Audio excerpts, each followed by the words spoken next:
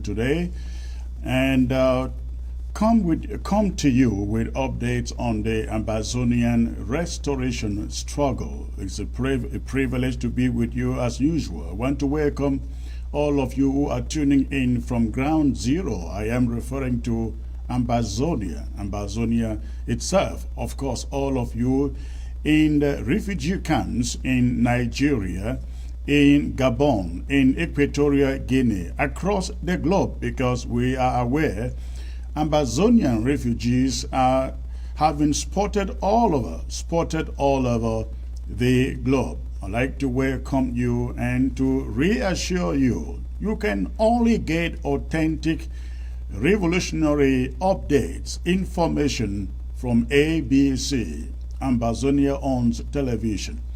Again, good evening.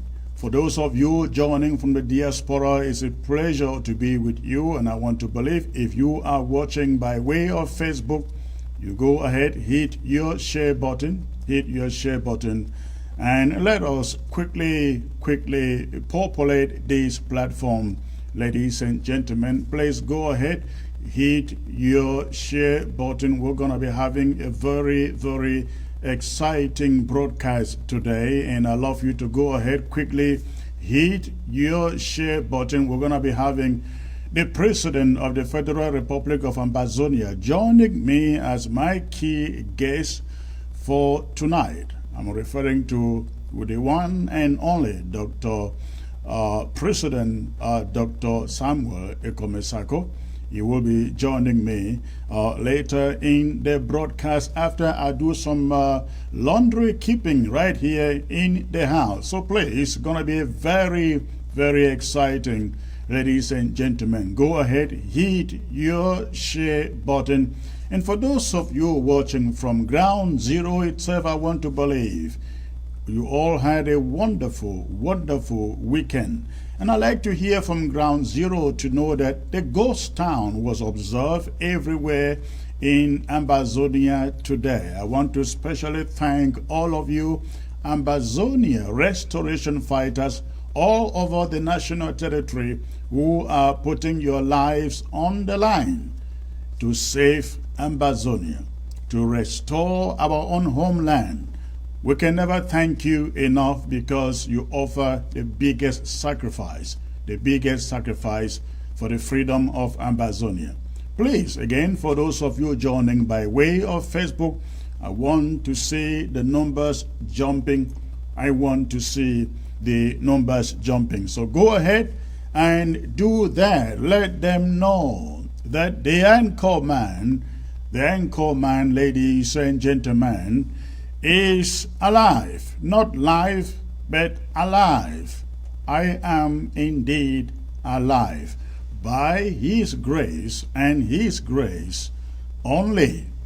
So tonight, I'm going to be bringing a number of issues to you. Number one, I'm going to be talking about the exploits our Ambazonia fighters are exhibiting out there in Ambazonia, decimating French Cameroon troops. We all saw it at the weekend. It was incredible, ladies and gentlemen. Take a look at this.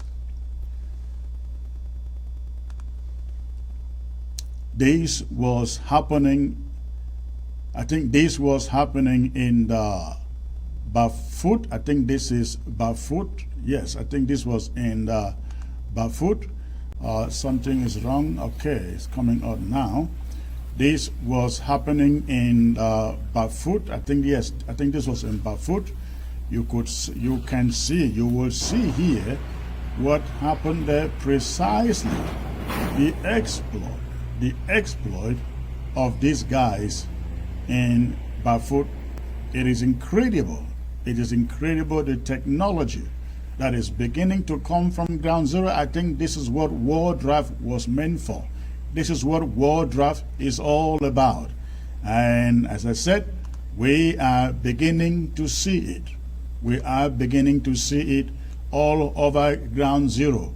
Be it in Bafut, be it in Gorketunjia, be it Libialem, be it in Bui, the warriors. All over the place, we are seeing our boys decimating La République du Cameroon armor in the most unexpected way, ladies and gentlemen. I think La République is wondering. They are really wondering how they can combat this, because they thought they have finished with us. Look at this, ladies and gentlemen. Look at that. Yes, that is it. That is it. That is it. That was in Bafut. And this is now in Le BLM. Look at those trucks, military trucks. I think those trucks were going up to Chang. And that is the first one going by. And then that is the second one. Then I think that, okay, that is it. That is it right there, ladies and gentlemen. So that I think there was also another attack of this magnitude in Bui. Unfortunately, I don't have those images here with me, but that is what took place over the weekend. And I think La République du Cameroon, they are really beginning to wonder what else they should do to combat Ambazonia Restoration Forces. As you will listen or hear from my talking point today, they thought we were done when Atanganji and others went over running their mouths and saying, the head of state has won the war. They never expected this coming. They never saw this coming. And ladies and gentlemen, this is only the sign of what lies ahead. They haven't seen anything yet.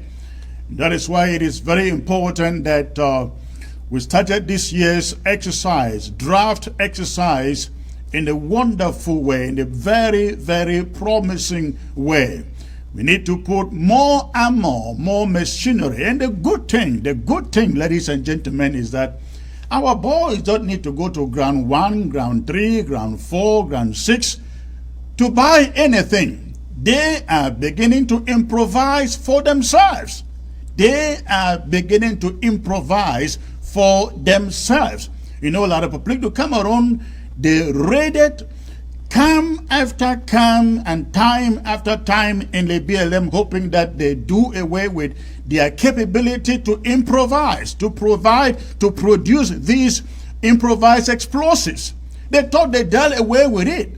Unfortunately, I think they are very, very dismayed right now that after all that they did, the dragons and the BLM are still capable to produce those things, and they are still dealing a death blow on their soldiers. So that is what is going on, and we see this duplicating everywhere in Ambazonia. Killing their soldiers will not help them stop this war, because La République will never lack soldiers. You all know that. They will never lack soldiers. But you pull down, you destroy their armor, their machinery. That is money. That is money. Just imagine in a week in Ambazonia, we can bring down 10 of them every week. Every week, you bring down 10 armor cars and 10 trucks. Ladies and gentlemen, multiply that by a month and by a year, and you will know the number of trucks, armory that we can bring down from La République du Cameroon. I'm telling you, if we continue in this pace, La République du Cameroon will have no choice but to call off this war. Some people are expecting us to call off the war. They're expecting Ambazonians to call off the war. How can we call off a war which we didn't call for in the first place? We didn't call for war. We are not laying down our tools. We are not calling for a ceasefire, because we never called for war. So, the moment La République du Cameroon hit to the advice of people like Dieudonné, what is his name? Dieudonné, who is somebody, the writer, the author in La République du Cameroon. The moment they begin to hit to the advice of such men and women in their territory and pull out their troops from Ambazonia, then we can think about laying down our arms. That is, if they will pull out their arms, their armor, their soldiers, and resort to the negotiation table. Only there and then will we, ladies and gentlemen, pull out or lay down our arms. For now, the war continues. The war continues. Now, quickly before I bring you my talking points, ladies and gentlemen, something happened at the weekend, precisely last Friday at Ngo, Ketunjia. One of the only remaining Ambazonian parastatal in the name of UNVDA in the, they call it Open Known Development Association, something like that. Open Known Valley Development Association. That one of the last parastatals in the southern Cameroons, ladies and gentlemen, was sold to the Chinese. That was last Friday. Again, that parastatal was sold to the Chinese. UNVDA in Dog was sold to the Chinese. That is what happened at the weekend. I will be bringing in the chairman of Ngo Ketunjia local government, the chairman of Ngo Ketunjia county, to give us a little brief on this. But this is what happened. The La République du Cameroon government officials, they met at Ayaba Hotel last Friday, took breakfast, drove up to Ndop, inspected the parastatal, and then drove down back to Bambili, where the director of the parastatal lives, and they signed the contract. They signed the contract with the Chinese government. So the Chinese now officially own UNVDA Ndop, just one of those parastatals belonging to Ambazonia still left. Now this is important because La République continues to do these things. They continue to do trade deals in Ambazonia, a territory they know they do not own and they know they cannot control. They continue to do this, begging for money to prosecute this war. The unfortunate thing for those who are buying and doing trade with La République du Cameroon is it's only a matter of time. If we cannot stop you now, it's only a matter of time until we do so. Until we do so. This should go to the Chinese. The Chinese, you are listening to me, you're listening to us here at the interim government. You are wasting your resources, your financial resources, because you cannot do business in Ndop, in Ngo Ketunjia, in the middle of this war. You are giving, you are abusing, putting money in the hands of La République du Cameroon to kill Ambazonians. And you think you can come to Ambazonia and do business, conduct business as usual? That is not going to happen. Ladies and gentlemen, it is not going to happen. I am joined by the chairman for Ngo Ketunjia, Comrade Frank. It's a pleasure to have you, sir. Thank you, Secretary Chris. Now, this is a very critical issue here, as I just stated. La République du Cameroon continue to do trades, conduct trade deals with foreign countries, including the Chinese, in our territory. The latest one is that of UNVDA in the where they sold to the Chinese. Tell us what you know, sir.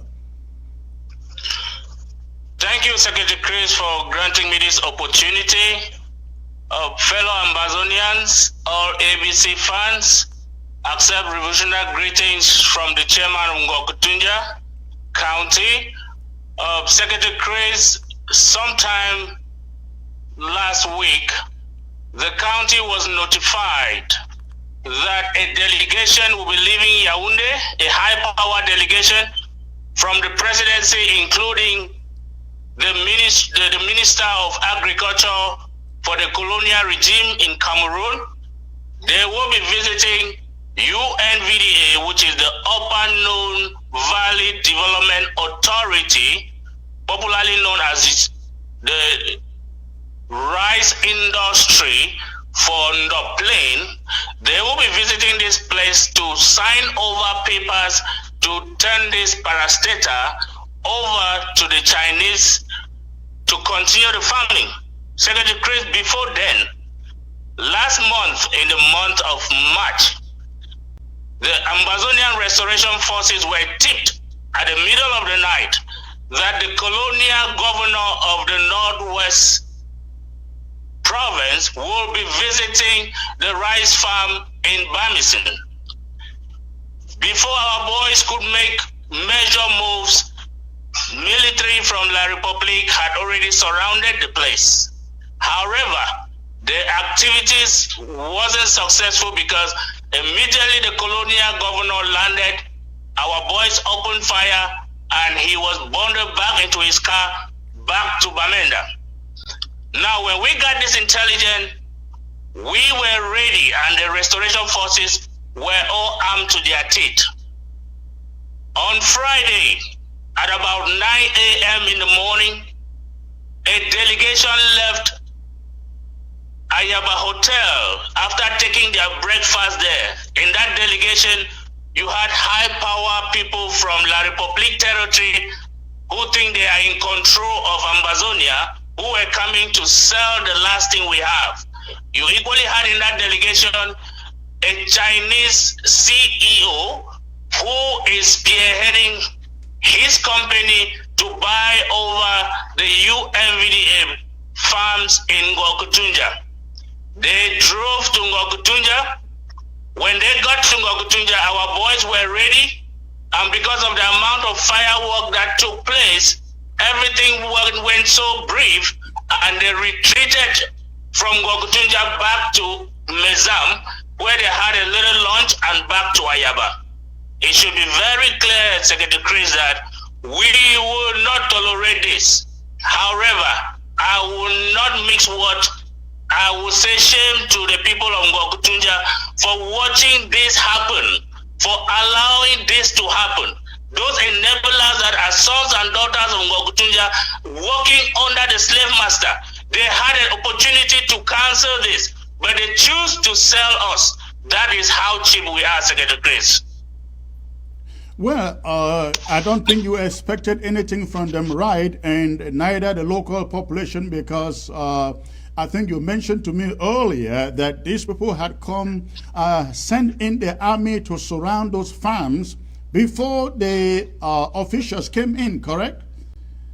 Correct, Secretary Chris. On Thursday at about 5 o'clock in the afternoon, more than 15 military trucks entered Ngokutunja, and all these trucks were redirected into the rice farm area. Farmers that were at farm that late that evening did indicate that they saw enough military personnel from La Republique guarding the farm. And that is how they planted military from Sabga all the way into the rice farm in Bamison, where the colonial regime delegation convoy came through into the farm, out of the farm to the UNVDA premises. Remember, UNVDA has the highest military barrack as we speak right now. They had fortified, they have more than 200 military personnel stationed there. So that area is equally a very tight area for us to penetrate.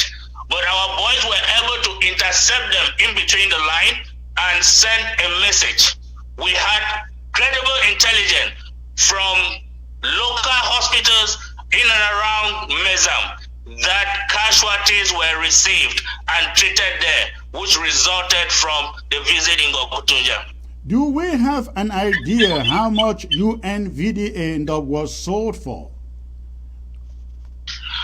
Secretary Chris, I wouldn't throw out a figure here, but just going by how much rice we produce, if you're talking of anything less than a trillion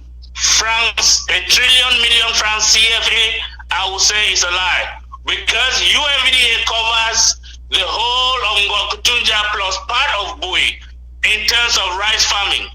In the Bui area, we have the area called the Wasiri area, which is a swampy area that is linked to Bangolang, that is linked to Bambalang, that is linked to Bafanji. All this area has swamps that are being cultivated, in addition to the main plots that are in Bamisin, Bamali, and Bamunka. These are farms that are thousands of hectares, and farmers, I myself, I am who I am today because I was a rice farmer. I paid my tuition to go to school from cultivating rice all through my life.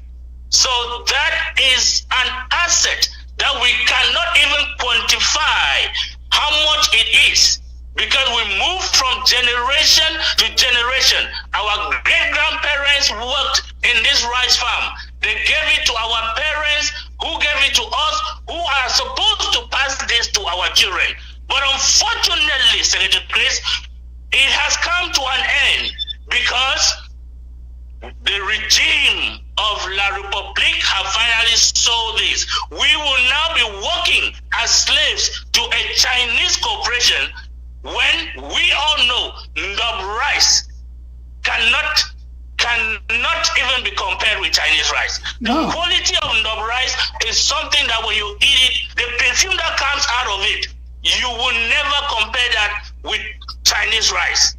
So No. Chinese is coming in because they know what it's worth. That's why I won't even put any amount on this. But whatever La Republique has taken from the Chinese people, we are sending a message that hate will rule until Ambazonia is free and our rice farm will be taken back. Now, tell us, why would La République du Cameroon be selling UNVDA in Dog? Now, is it that UNVDA was no longer making profit or what? No, Secretary Chris, UNVDA has been making a lot of profit. Sometimes in the early 90s, when the economic recession did hit La République so badly, I remember we had to cultivate rice and abandon the rice in the farms because a bag of rice that was sold for almost 13,000 colonial francs at that time was reduced to 3,000, and you have to carry this rice for miles before you get home without any means of transportation. You have to physically carry it on your head. Now, when this happened, a lot of farmers withdrew. But down the road, individuals started coming in with their own buying ability, and then farmers picked up again to cultivate and sell to private companies that were hauling and selling. Now everything went back to almost 16,000 francs, colonial francs, a bag of rice. The government saw how it was profitable. All right. Comrade, if I may ask you, approximately how many people are employed by UNVDA? I would say in terms of their manpower, we are looking at over 500 individuals. Okay. However, this is excluding the farmers. Remember, the farmers are independent. You cultivate your farm, and then the UNVDA as a corporation just comes in to buy the produce from you. Then you wear the produce with them, and they pay you off. Just like the same workers for UNVDA. So the UNVDA essentially operates in the same way that all these coffee cooperatives were operating. Exactly, Chris. All right. Listen, thank you. We'd like you to stay on the story. We will get back to it in the coming weeks. Stay on it and let's know what is going on, sir. Thank you, Secretary Chris. Let me give this last message to the people of Ambazonia, sure, and most especially to the people of Ngokutunja. Sure. We cannot afford to lose this war. We have just launched the 2021 draft, and everything looks perfect. People of Ngokutunja, people of Ambazonia, we need your support. Our restoration forces are able to defend our territory. Please, your support is what we need to make things happen and to win this victory. Kindly drop in your draft money. You can even pay more than the 1,000 we are talking about. And if you have friends, you have brothers and sisters, you have family that is not supporting this revolution, remind them, wherever they are enjoying freedom, people suffered for that. And for us to get our land back, we must show that commitment. Thank you for giving me this opportunity, and long live Ambazonia. Thank you, Secretary Chris. Thank you, Mr. Chairman. And I must tell you, I'm one of the lovers of Indop rice. Indop rice. It gets some taste so where you not feel resist them when you eat them first time. It really, I mean, I'm serious. That Indop rice, it gets some taste where no other rice, get them. And Chairman Frank, listen, Indop people will not become slaves to La République du Cameroon, as you put it, because we will never allow the Chinese in Ambazonia to make us slaves. And if the Chinese are smart enough, they need to reach out to this interim government before they can go about that business, because we know it is not going to happen that easily. All right, one more thing before I bring you my talking point and bring in the president. We have also learned that the SDO for Meme, Mr. Ndong Chabalin, I'm referring to, of course, the Colonial SDO for Meme, Ndong Chabalin, has ordered his taxation department to go around the shops in Kumba to seal them down. I hope I can get some calls from Kumba today to educate us as to how Ghost Town was today in Kumba. Because what the so-called SDO is doing is shutting down people's shops in Kumba to deter them from observing ghost towns. We like the colonial officer to know on behalf of this interim government that he is infringing on the right of Ambazonians in the city of Kumba, especially those traders, and this interim government would not sit still to see him continue to inflict punishment of this sort on traders who have already gone through a lot during this time of war. We want to assure every trader in Kumba that we here at this interim government, we have your backs. Again, we have your backs. You will hear from us, and that colonial officer will hear from us. And when he hears from us, he would have recognized who owns the land and who controls the land. Okay, ladies and gentlemen, having said that, I will now take you to my monologue of the day. And after the monologue, I will bring in the president of Ambazonia, the president of Ambazonia, Dr. Samuel Ikome Sako, to join me for a very, very special discussion on what lies ahead, as you find on your screen, fellow Ambazonians. The stakes of a restoration struggle cannot be any higher than they are now. Few weeks ago, La République du Cameroon political officials wanted you to believe that Paul Biya has won the war. The two Pauls of La République du Cameroon, Atanganji and Tassong, took to the media proclaiming victory and asking our fighters to quickly surrender and lay down their arms. Paul Tasson actually took to the media, giving Field Marshal opportunity to reach him by phone to surrender. In Indab, they made frantic search to kill or arrest General No Pity to no avail. Why they made the rounds? With their piece of propaganda, they rushed reconstruction equipment into Bamenda in a spirited effort to portray to the world that indeed Paul Biya has won the war. The president has won the war, and that reconstruction is on the way. As I come to you today, everything has now come under a standstill. There are indeed no signs anywhere that the war is near being won, not by La République du Cameroon. If anyone is winning, it is indeed the Ambazonian side. And I will explain to you.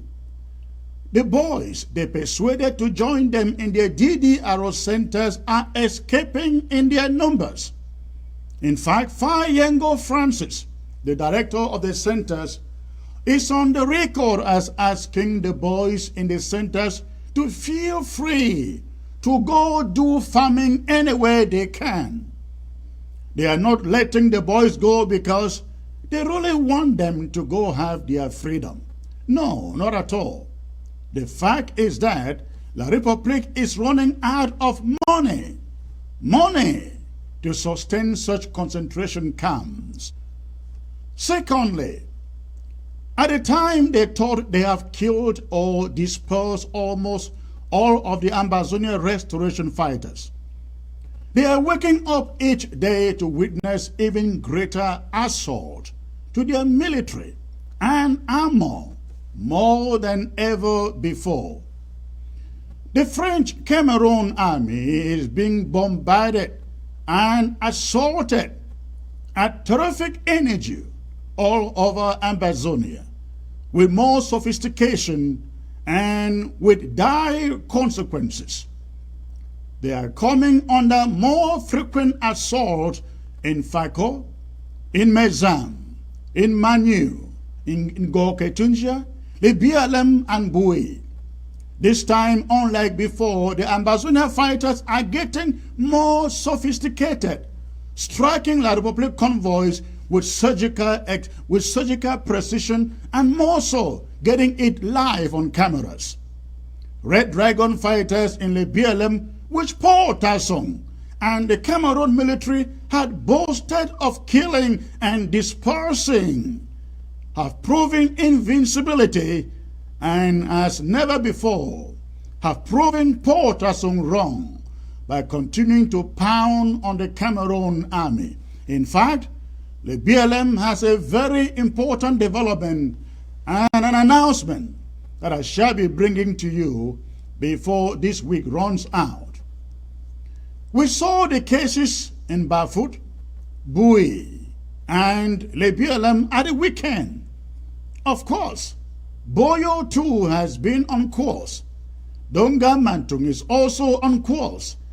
La République du Cameroon will never tell you the level of casualties they sustained this weekend. But we have no doubt that they were a lot and that they are licking their wounds today. The kind of ambushes witnessed in Bafut, in Bui, and the BLM, I must tell you, change the level of this war for good.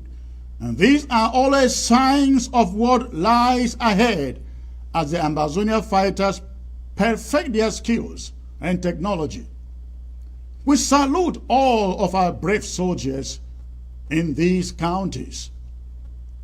But besides these, the interim government is taking measures to maintain the closure of all major roads that enter La République du Cameroon from Ambazonia. It was never to our advantage that going to Boya or to Kumba, Victoria, from Bamenda, and vice versa, that we should have to go through La République du Cameroon, whereas it is shorter and faster leaving Bamenda and traveling by way of Mamfe to these same locations. It was a colonial annexationist policy that meant to make us subordinate to their regions. A Mamfe Road 2 is coming under the direct control and supervision of Ambazonia restoration fighters. When need be, Kumba Boya Road will be shut down. Tiko Douala will be shut down too, again, when need be. Touristic centers in Sako have been warned to cease activities to prevent any tourist casualties at those centers, and these measures will be enforced to the letter. At this time in this world, ladies and gentlemen, we are resolved to begin taking control of everything that belongs to Ambazonia. Going forward, we will see the counties and the local government areas increasingly asserting more and more authority and control in the communities as our restoration fighters get firmer grip over those communities. The interim government calls on you in the community to cooperate with our fighters. This war isn't a joke. It is not ending tomorrow, and it is not going to end anytime without us recovering our country from the grip of La République du Cameroon.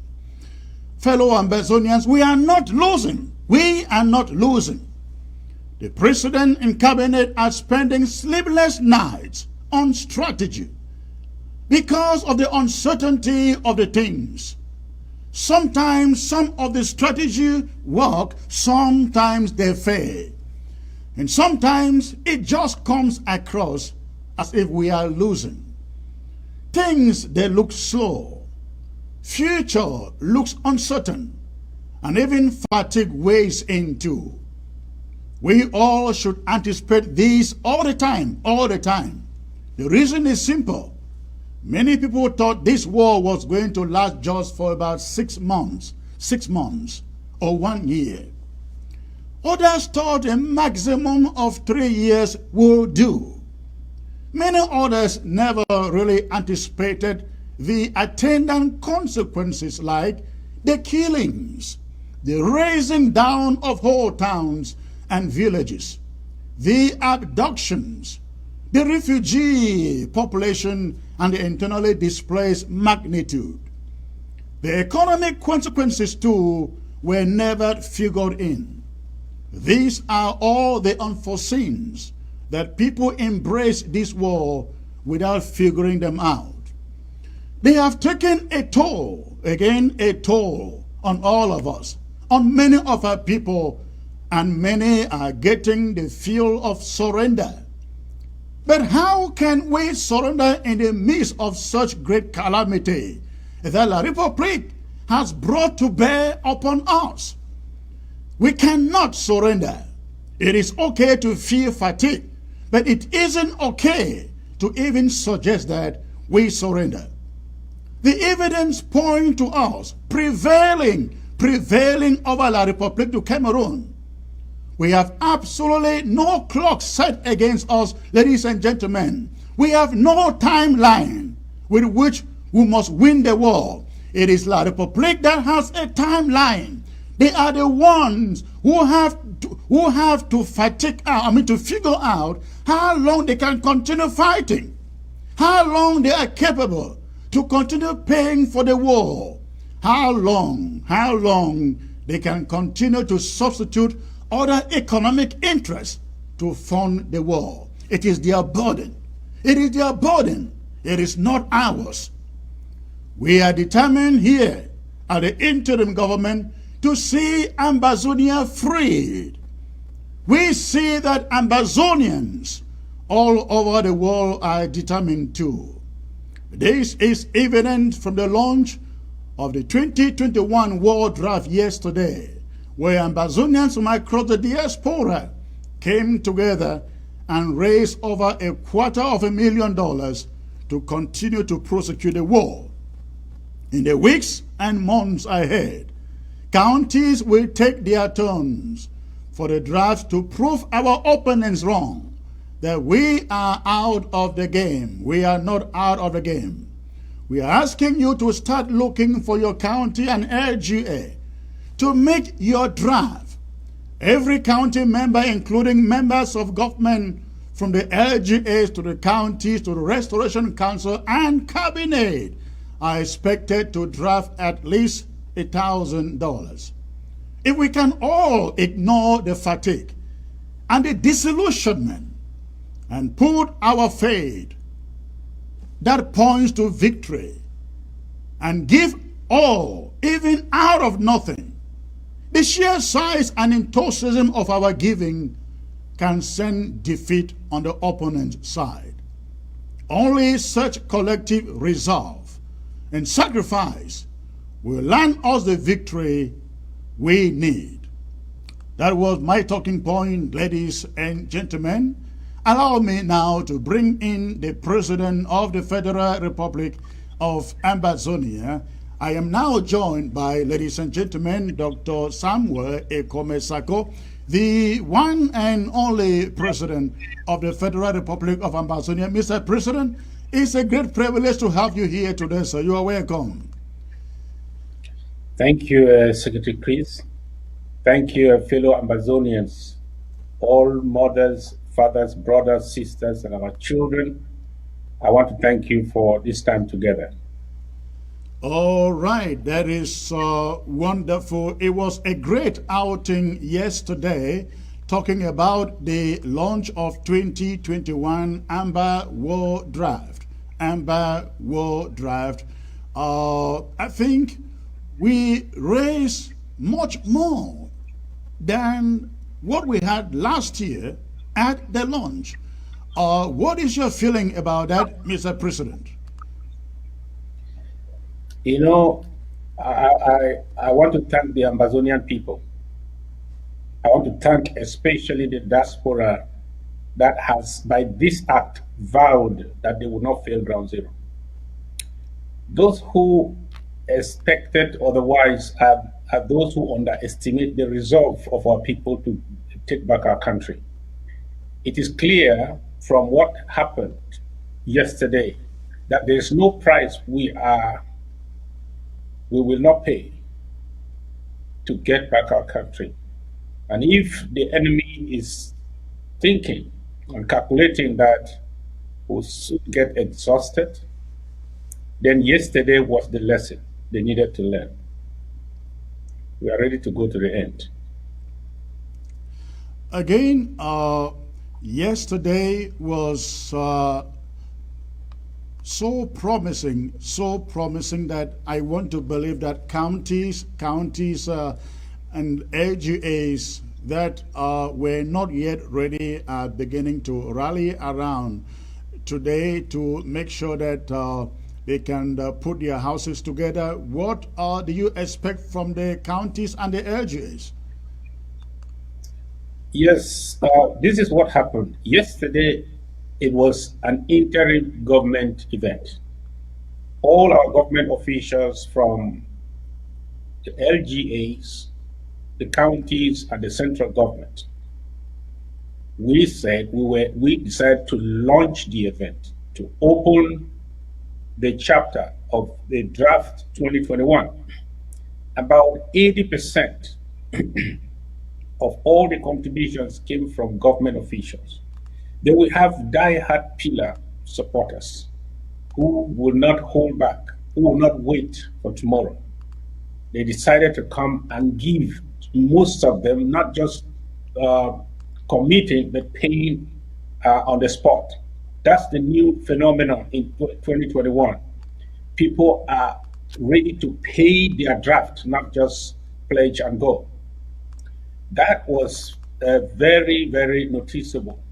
So from here, before we go to the counties, before we start our tour, county by county tour, those of us who are officials in the government at any level, We will go down to our local governments and counties, continue the mobilization, and prepare for that event.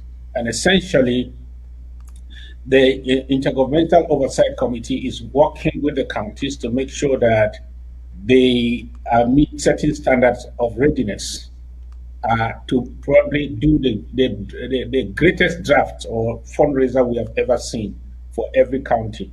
Because there is a job we must finish and finish fast. We have laid the foundation. What we need now is acceleration.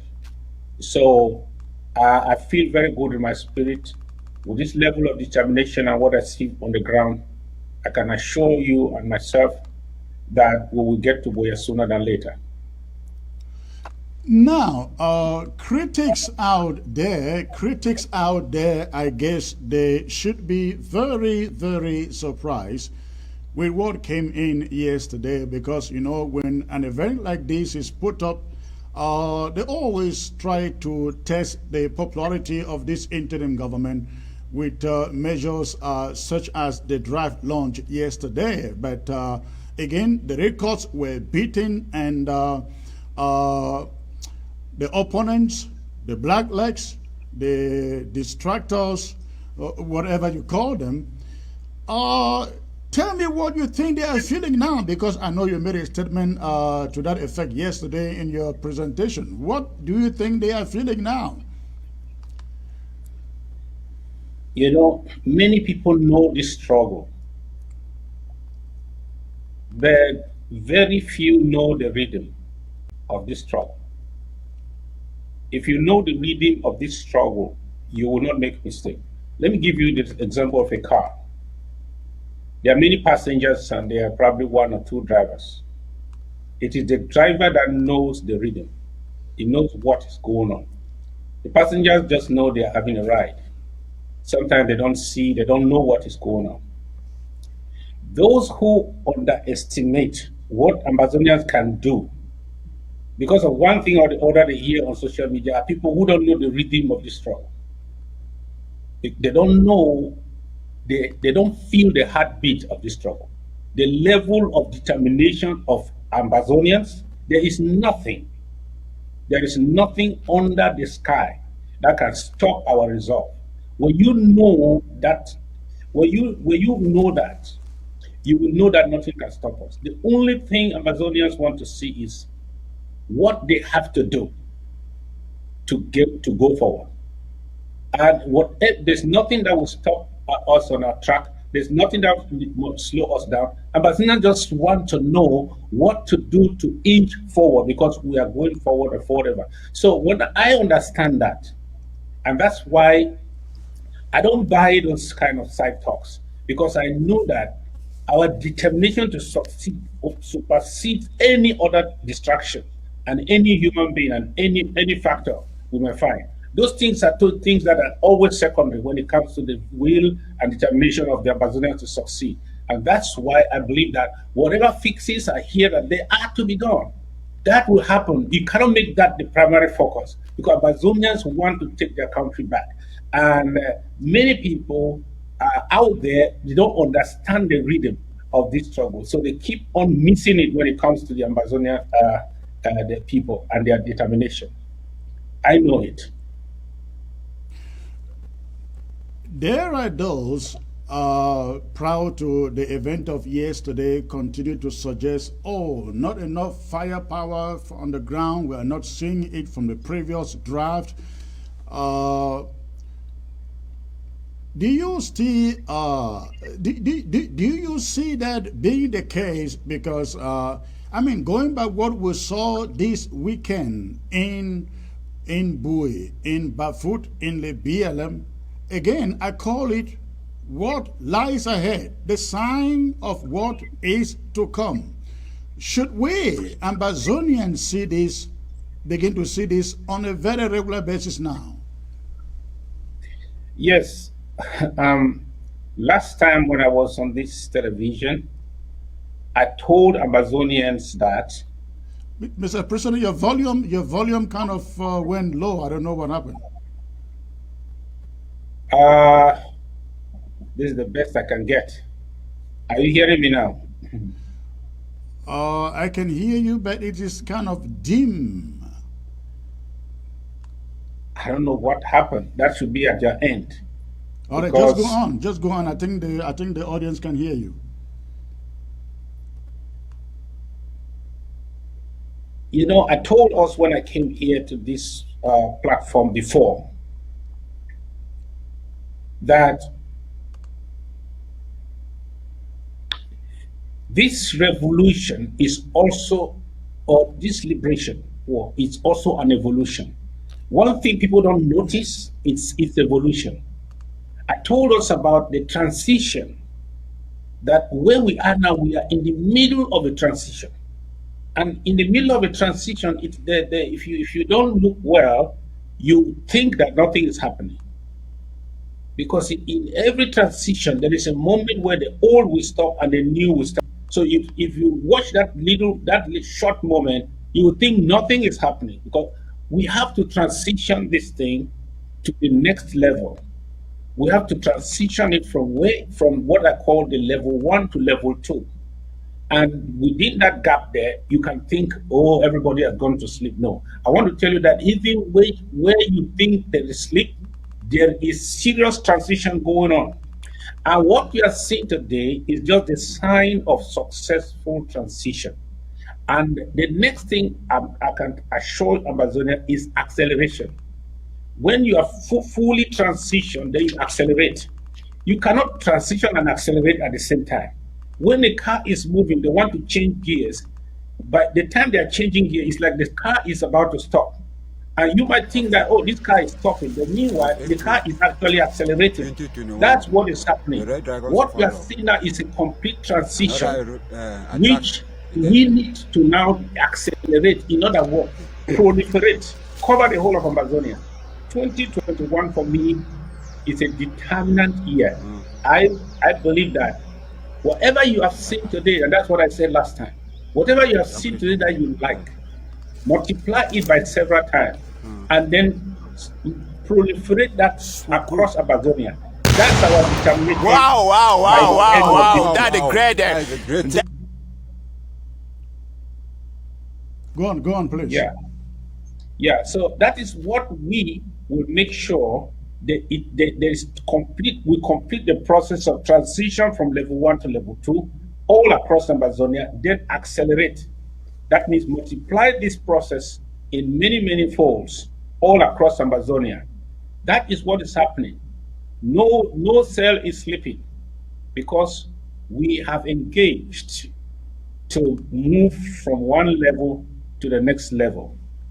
And Amazonians, you will like what you see if by then La Republic has not already called a truce and met us on the table of negotiation.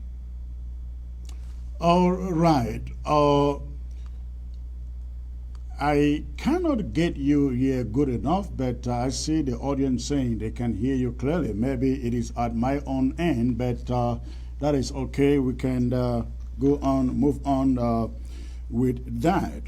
Now, people will ask, you are out there raising money. What is the vision? What do you have? I know that this is not something you put out there, but you can have a way of putting to the people, this is why we need this fund, especially when you consider that funds for 2020 are still coming in, and some counties and LGAs are also still trying to figure out how to deploy what they raised last year. What is the vision, Mr. President? Why should Ambazonians, every county, LGA, be planning now to go out and drive in the weeks ahead? Yes, well, we have to change the direction and change the speed. So those are the two things. That's why I say some people are in the process of changing direction, and those who have already changed the direction will need to change the speed. I want to say that it's our speed that will determine how soon we arrive. I will keep on using my parables to say what I say, because I cannot give any details. I tell you that what we have already resolved to do with a clear plan and strategy is to transition, to change direction. When we change the direction, we accelerate. And there's no limit to acceleration. What we give will determine the level, the speed we want to get, we want to take. So I am saying that to those who are doing more, don't say there's no time to rest. It is time to do more. Look at the picture I'm seeing now on the screen. If by your draft, you can see that happening every day of the week, maybe 2, 3 times, 4 times a week for the whole month, everywhere across Ambazonia, would that not be a good thing? For those who said only the military option can resolve this problem, would that not be a good statement to make? So don't say that, oh, we drafted, I paid this more, and these few things are happening. That's okay. If you want to see the things that are happening now, happening regularly and happening all across Ambazonia, so that we take control of our territory, there is no amount you will draft that is too much. If we can have 3 times what we had last year for the draft, it will still not be enough for us, because we just don't want to afflict the enemy and inflict pain. We want to really take back control, complete and total control of our territory. We want to rule and govern ourselves. We want to take back our country, and we want to do that quickly. So any amount you are putting in your basket for your draft, for this draft, you are just accelerating our pace to the finish line. That's what it is. The sooner the better. Let us talk about the counties that have been quite slow, very, very slow to the liking of Ambazonians in executing the 2020 draft plan. You know, lots of worries out there that they don't see required action in some of these locations. What would you say to them? What message would you say to them, especially those who are sitting on top of draft money? What would you say to them? Yes, I feel very bad for us to get to, for any county or local government that has money and we know what to do, not that we don't know what to do, because there is a strategy in our hands, in the hands of the executives, or at least the defense council in every local government and county to know what to do. Then if we keep this money and we don't do what we have to do, this is a loss. This is enabling the enemy to accelerate and to win the war. While the war strike is a sit-down strike. You come to work, but you don't do anything. You see, it's better you are not there and somebody else is doing the job.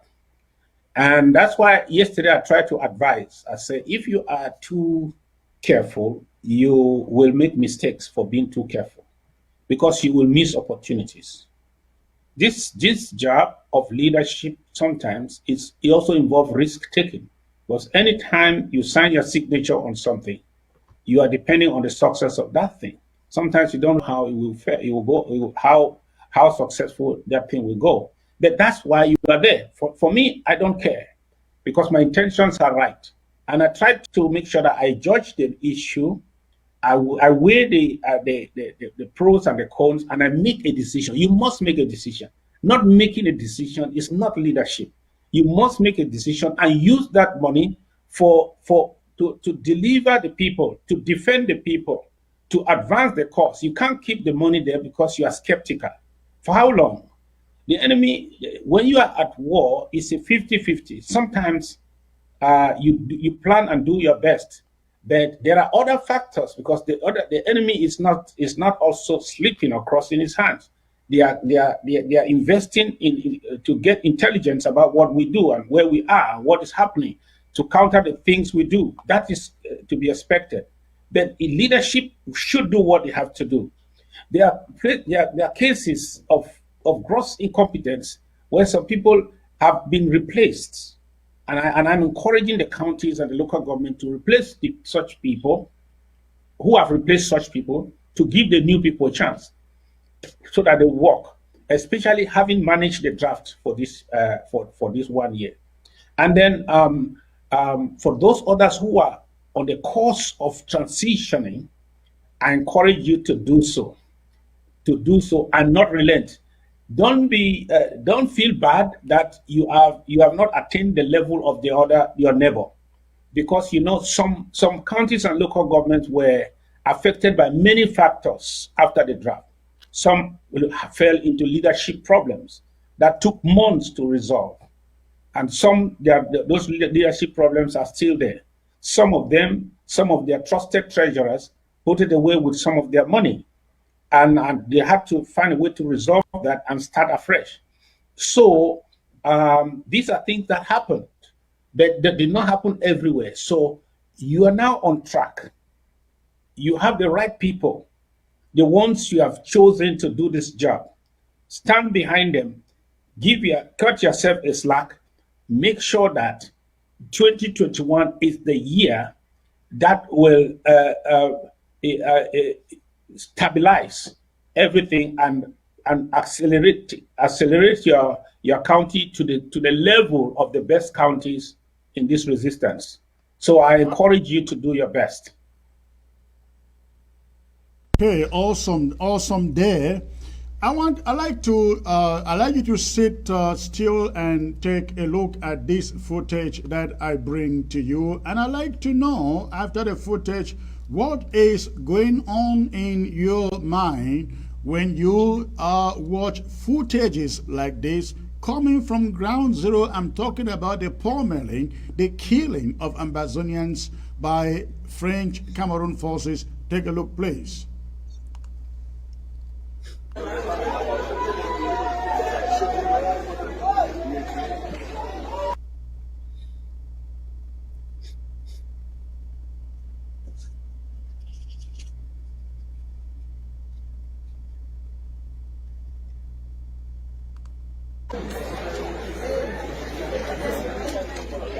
This is a nearby bar where it actually happened.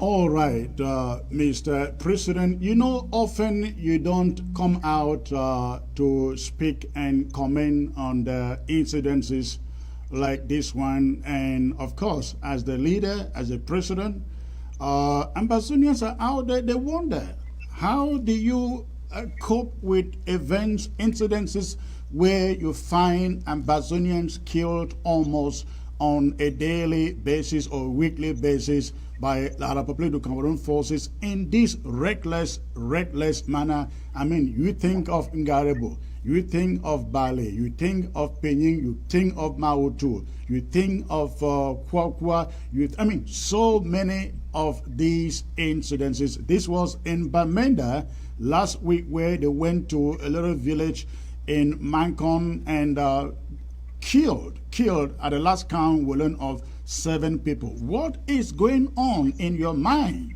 when you see killings like this? You know, these killings have been going on even from independence. Throughout every attempt we have made to be heard, to demand our rights, these killings have been going on. The only difference is that now we can see some of them on camera. The only difference is that now they are reported. But there are more killings have happened unreported than the ones we have. My tears have turned to rage. I don't think I have any more tears. Because for example, after September 22nd in 2017, people were arrested in their numbers and just disappeared till today. Those ones, I don't know where they were executed and just dumped somewhere. History knows.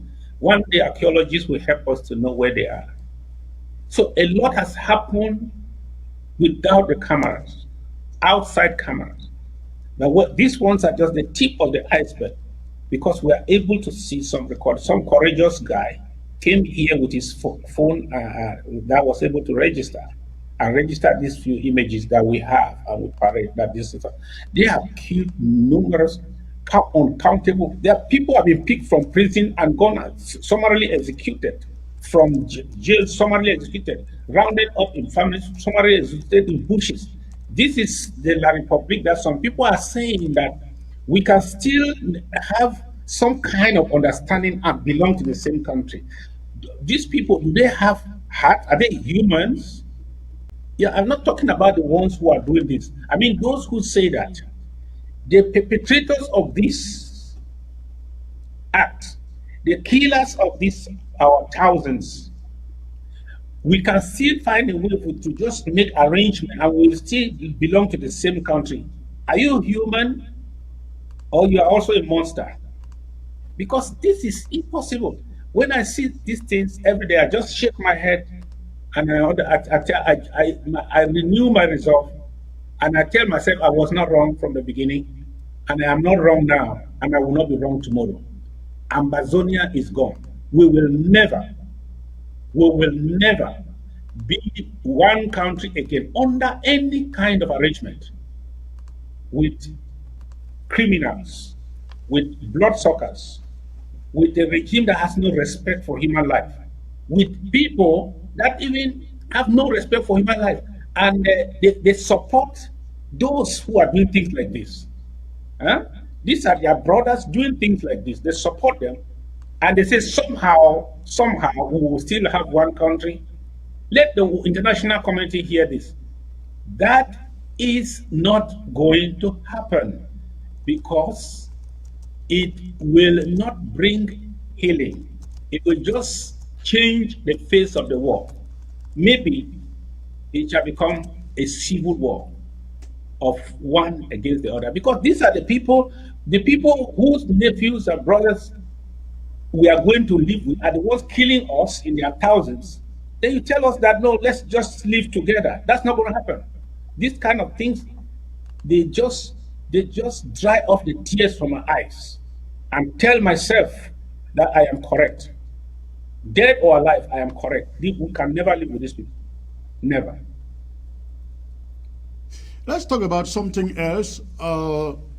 You know, as I stated in my talking point, that when this war began, lots and lots of people were thinking that, oh, in 6 months, in 1 year, in 2 years, everything would be set and done. Of course, they overestimated what La République du Cameroon was up to, and I think lots of people did not learn from the South Sudan. They did not learn from Eritrea. They did not learn from the Western Sahara and many other countries where liberation wars have taken place. Consider also Somaliland. And so we are now going, October will make it 5 years into this war, and we can see that truly there is quite a lot of fatigue out there on the ground.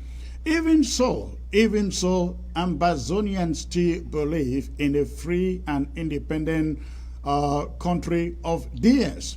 What message would you give to those who are feeling this fatigue and thinking that, oh, you know what, let's give up, let's surrender, let's talk to the Republic of Cameroon, that is, we should initiate it. What would you say to them? What would you say to them? Is what they are going to gain in a free Ambazonia not much more better than the chips falling from the table of La Republique du Cameroon they hope they can get? You cannot beg somebody. Let me take you into the sea. You are in the water. Somebody doesn't know how to swim. He is trying to hold on you who knows how to swim so that he can remain afloat. That person, there's no way you can beg that person to let you go, and the person will let you go. You have to kick that person hard to let you go. You cannot beg, you cannot by begging, beg somebody whose survival depends on killing you or holding you in captivity. That's what it is. Look at it. The expectation of 2 months, 3 months, 6 months was set by leadership. I want to say that was naive. I wasn't entirely in government. I was a good observer. Some people can go to my page by 2017 and hear what things I said. It was naive to think that somehow we just make some noise in United Nations corridors and demonstrate that we have a roadmap. We just put 1, 2, 3, we just see ourselves in Boya. I saw some of those roadmaps. That's naivety. So we set those expectations and discourage a lot of people. We should have known that this is a liberation effort. You cannot put a timeline on it. And all options must be on the table. You cannot take out the option of self-defense and you say you are in a liberation. No. So you see, because those expectations were set so small, it was said that not just do some demonstration, march in United States, United Nations, let's just make some noise, let's go to the streets and carry a peace plan, we might, they will see us, countries will line up, start recognizing us. That was naive.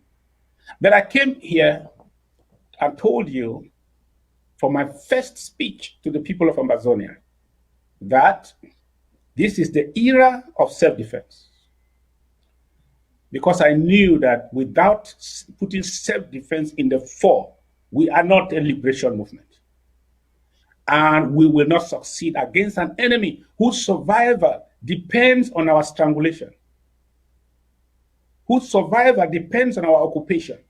You force such people to leave you alone. You don't talk to them, you don't negotiate with them. You don't find ways of saying, let us see how we can live together. They are parasites. You don't force, you don't negotiate with a parasite. It cannot work. It can't work because letting you go means they are going to crumble. So that is why it is imperative that we have to prosecute this as a military response to the oppressor every step of the way until peace will be cheaper than war. For them, everything they are having now is through war. So it is okay. They still have some little money, some change to pay some workers and pay some salaries and so on. They are still surviving.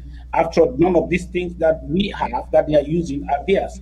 But there comes a time when peace is cheaper than war, because it will not only deny them what we have, war will not only deny them what we have, it will even deny them of their own very existence as a nation. Then they will come to the table. And I think that they will come to the table. If we continue to do what we have to do, they will do so sooner than later. And it shall be that they have to weigh the pros and the cons. As far as they are making some surpluses, they prefer the war option because they want what we have. But when they discover that the war option is not only depriving them of what we have, but is also denying them of their own existence as a nation, they will come to the table. I told you last time, and I will tell you again without blinking, they will meet us on the table. What do you think of these DDR centers? You will recall that they were put up to cohese our fighters in different locations in Savannah zone, in the mountain zone, and I mean all over the place to cohese them to surrender. A few surrender, and those who surrender are now saying, La Republic, you are not giving us what you promised us. What would you say, Mr. President? Would you allow them to then leave and go back, join the forces? This so-called DDR was not a DDR. I worked in a war zone before. I know what DDR is. It is not a DDR, but instead it was a La Republic war strategy, not DDR. Because even the United Nations don't believe that a DDR is set up in the middle of war. Every expert in the domain will tell you the DDR cannot be set up in the middle of war. So that was a military, La Republic military strategy to infiltrate, to get some of our people, cajole them by whatever means, bring them and exploit them, get them, use them for intelligence against us. That is all. But you know, La Republic was trying to tack it a civil war, correct? Yes, of course. They have even said that we are terrorists. I don't think that have they even given us the elevated status of fighters or independent fighters. They call us terrorists. That's what they call us, and we too say they are state terrorists. So these people, they deceived all these people. They are in reality, these are prisoners. They are war prisoners. They are not DDR. Because as far as the war is going on, those people that you capture, voluntarily or involuntarily, are war captives. They are not DDR. They are not there for de-radicalization and so or whatever it means. They are war captives. That's why they cannot make them identity cards. That is why they cannot let them go freely. Even if they allow them to go freely anywhere, they don't even have anything that identifies them. So the military will still come to that same location, rally them, bring them all out, and slaughter them. Many have disappeared, killed by the La Republic military, and saying that they went out, we don't know where they went to. That is what they do. It is foolish. It is really foolishness for anybody who has carried a gun and in the middle of war, surrender to the enemy and think that the enemy wants to help you. They at least remember that you killed their brother, or you participated in killing their brother. How like you? How can they like you when the war is still going on? Those people guarding you there, do you know that how many of them may have been blown off in Libya or blown off in Manfe or in Bui? 2 weeks ago, do you know there are friends that have died, maybe died in Woketunya? Then you sit there and say, no, we are DDR. These are all, you are now captives. That's a concentration camp. So I am very sorry. I want to ask those people, all of those who are in those DDR, it is better for you to live a free person in another man's country than to be a captive in your enemy's cell. You are worse than a slave. Now, when you look at the images right there, on your screen, that is what used to be when this struggle began early 2016, 17, 18, and even 19. Lots of protest rallies in Europe, in the USA, across the globe. It's been a long time that one like this took place anywhere. Of course, we all understand the advent of COVID-19. Are you looking forward to any of these anytime soon? I like to invest where I will maximize profit as an investor. We did the greatest marches ever done by any diaspora across the world. Nothing came out from there. The only thing that they did is that they rounded up all our leaders, all that were available, and they abducted them, and the world was silent. It was rather a conspiracy against us. It was a slap to our face. Well, that was also the naivety of our expectation, that if we do a march like this, they will see that we are serious. They will say we have the force of argument, let them go. No. The world is very interested in what we have and not who we are. So I don't believe again that rallies will take us to our finish line. No. I believe that we made rallies for awareness.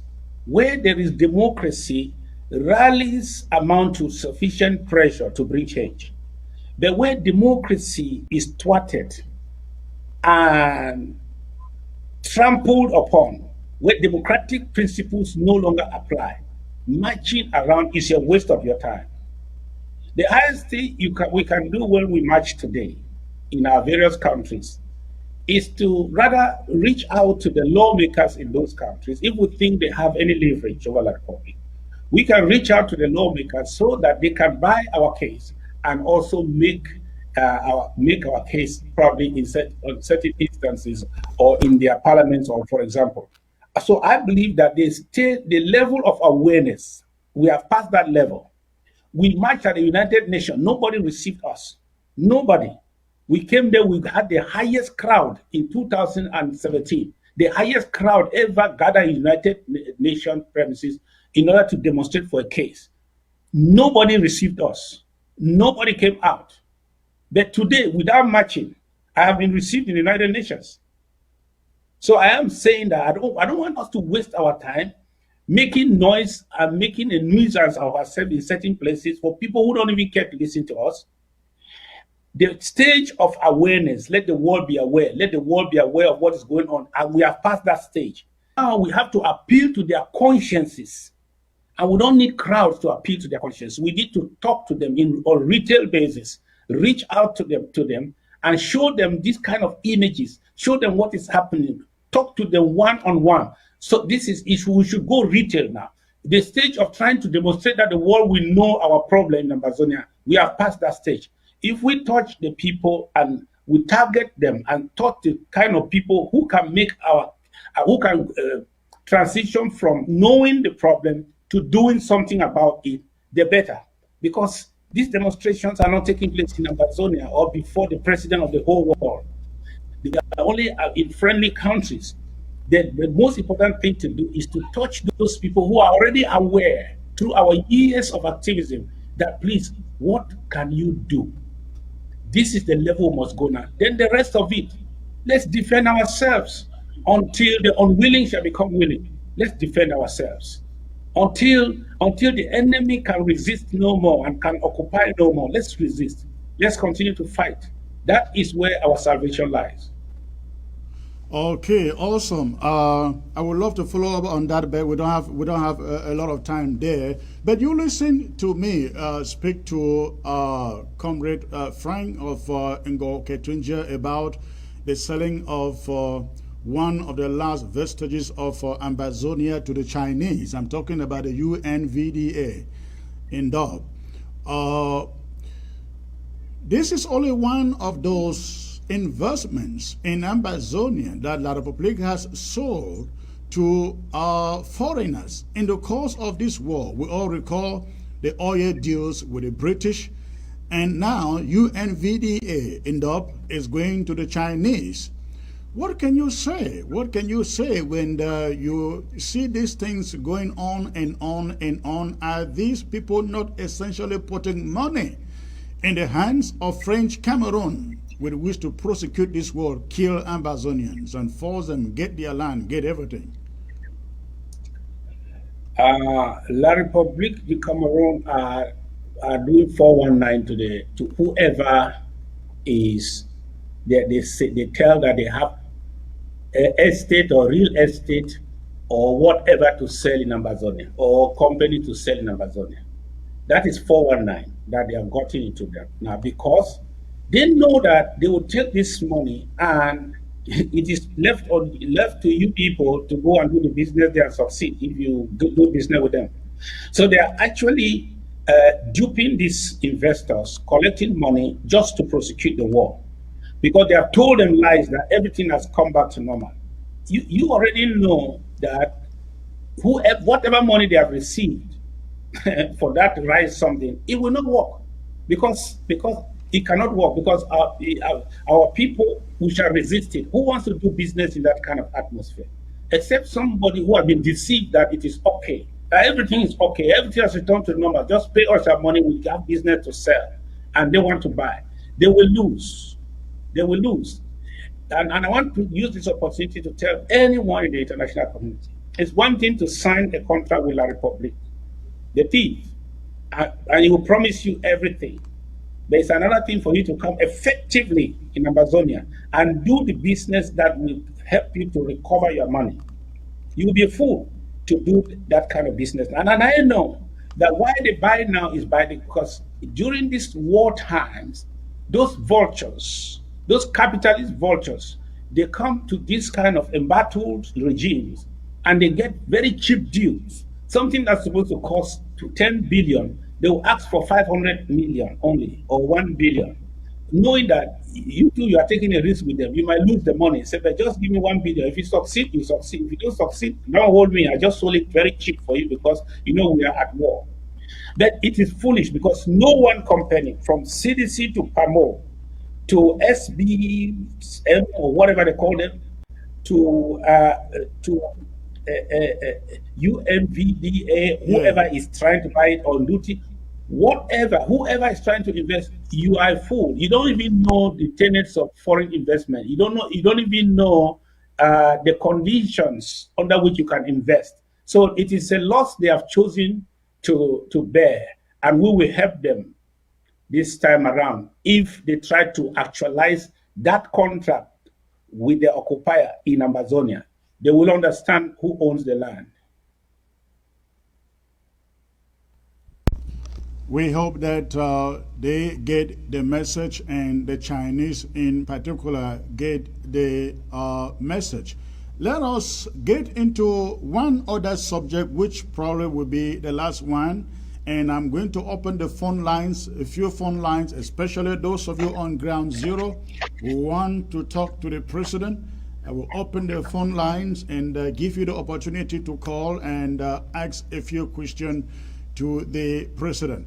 But Mr. President, let us delve into the Swiss talks. The Swiss talks a little bit here. You listened to one of the questions yesterday during the drive, and the lady was really interested to know where we are in the Swiss talks. Are they still there? What are the prospects? Where is La République du Cameroun in this? I guess so many people out there too would like to know exactly where we are with the Swiss talks.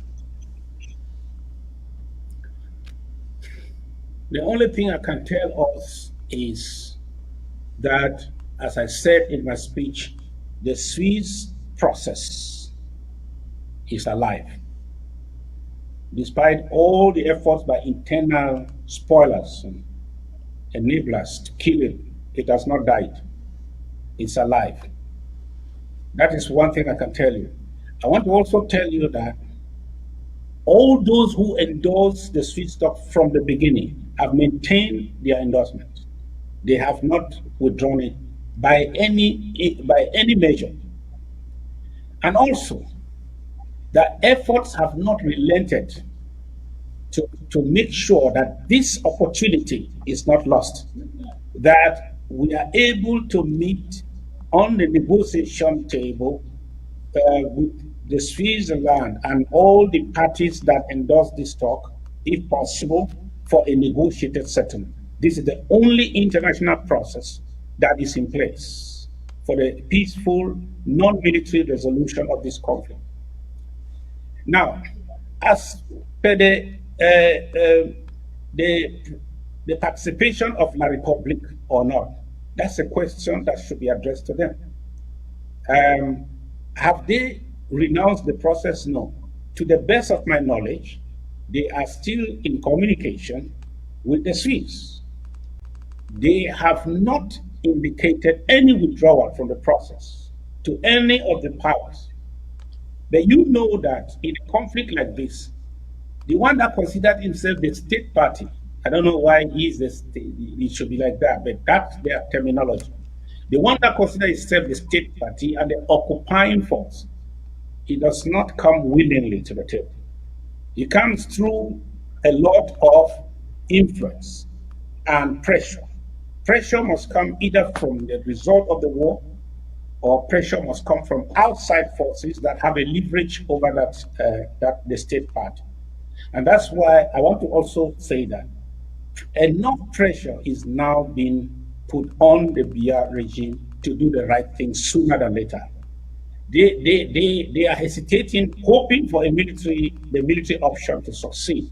But every other day, thanks to our valiant Ambazonia restoration forces, we are telling them and telling the world that the military option will not solve this problem.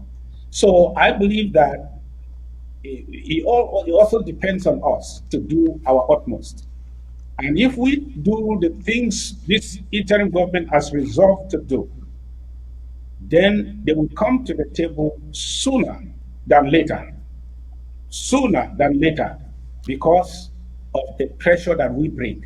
And I also believe that the international community is putting more pressure now on them to hurry to the table to meet us, to start some level of talks with us. I will not go into the details, but I know that that pressure is bearing on them now. And that is what will determine, they will have to determine how long they will bear that pressure on their shoulders before they do the right thing, before they start the first step.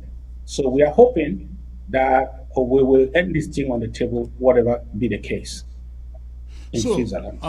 Talking about be it dialogue, be it negotiation, whatever terminology that they give to it, I'm sure you are aware of efforts on ground zero by the so-called elite to resurrect the all-Anglophone, as they call it, conference, an initiative started by Cardinal Toomey, now of late, Dr. Munzo, and the rest. I know that the interim government was quite opposed to any of such conferences.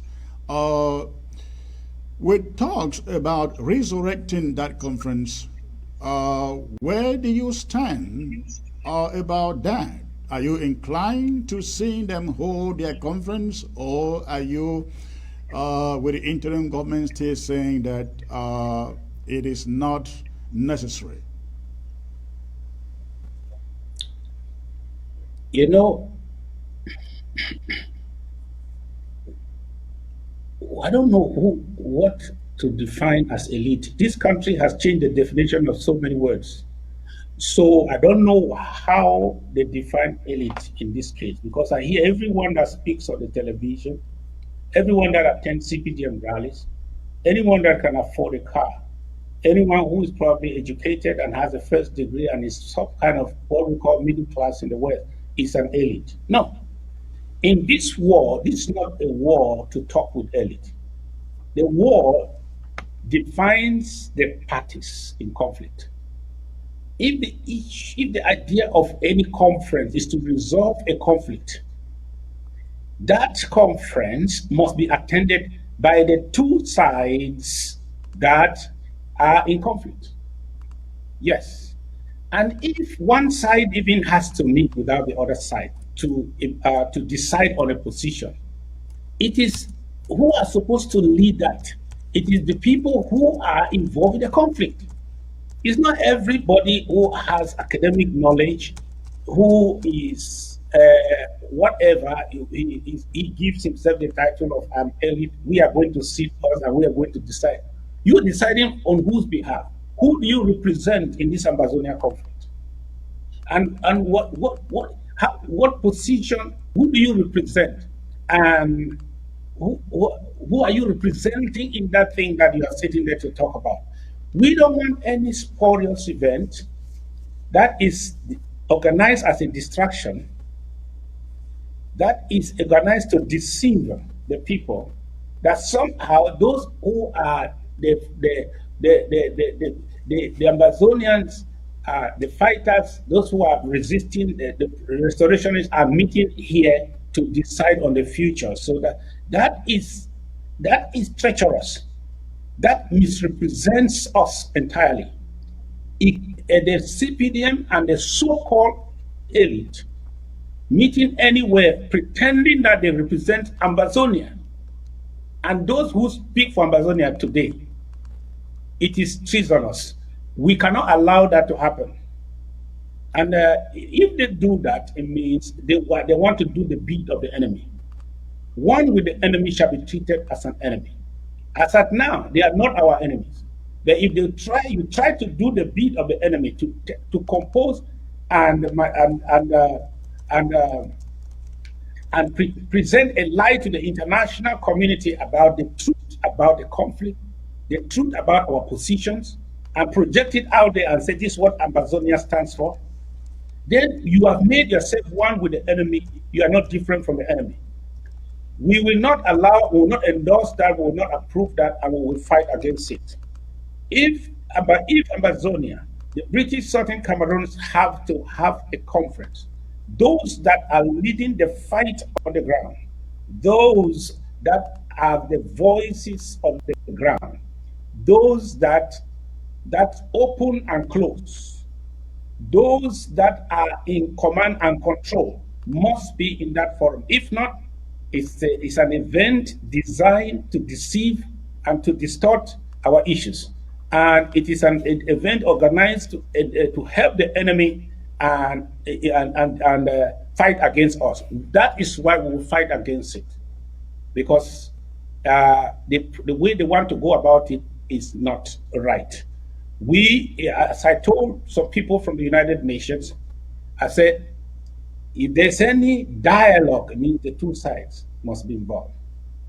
If there is any dialogue, even in Amazonia, die means two. The two sides must be involved. Who will be in that so-called Anglophone thing if we are not there?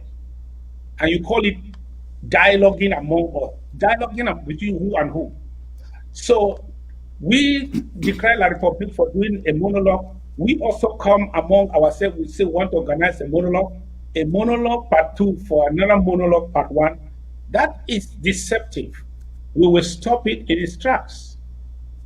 But when you say, though, that those, except those who are in command and in control, are present at such a meeting, a conference, you are essentially saying that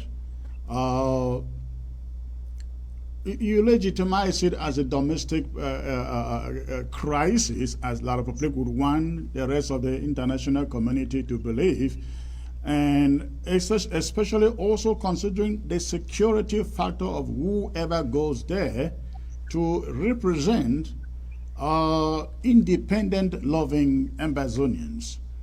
Shouldn't we stick to the point that we advanced initially? If it is not within the community, any outside community where security is guaranteed, it cannot take place. of course, anything taking place anywhere right now in La République du Cameroon and in Ambazonia to represent all of us is a hoax. It's unacceptable. That's what I mean. I asked somebody from the United Nations who tried to tell me about this. Let me just withhold his name. And he said that La République is trying to organize a grand national dialogue part two. He is trying to organize a dialogue, and they are thinking that they will invite all of us. They will invite those who are willing to talk. So I asked the man that, do you see me like somebody who is not willing to talk? If we are not willing to talk, we will not be in the Switzerland. So what they're actually saying that you guys have not understood is that they are saying that they are going to talk to whom they want to talk to. It's different from they are going to talk to who is willing to talk. We are willing to talk. And then I asked him that, number two, tell me the truth, forget about politics or diplomacy. Do you expect me to take my flight and be in your own meeting? He smiled. I said, well, I don't know. I said, you know, because you know that is not possible. So in other words, La République is living in denial. They continue to deny the conflict. Then they organize a meeting. They pick and choose who should attend that meeting, who they will talk to, and they say we have had a dialogue or negotiation. So that is a hoax. It's not going to work. It's not going to work. We will not endorse it. We will fight against it with every fiber of our being. And anybody who is pretending to go there saying, I am also Anglophone. My mother was from here and from this place. I am also here Anglophone. This is not an Anglophone thing. This is a Southern Cameroon Ambazonia issue. This thing is to talk, any meeting to talk about the Southern Cameroons and Ambazonia must be organized principally by us, because we are the ones leading the struggle, the conflict that has brought us to where we are.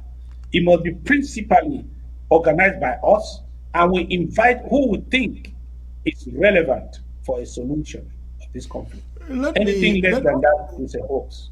Okay, that's a great point there. Let me ask a rhetorical question. You know, in this struggle, you never can vouch for certain people. We have seen what has transpired within the last 4 years of this struggle, where people that Ambazonians looked up to, they thought these were uncompromisable, they are now sold out. They now call themselves black legs, and they are on the table trying to negotiate with, dialoguing with La République du Cameroon. So if I may ask, given the circumstances, somebody, as you are being told, what if tomorrow you hear that La République has invited Ayaba, and Ayaba will be on the conference table, and even some of the ACT members? As I said, you never can vouch for anybody these days.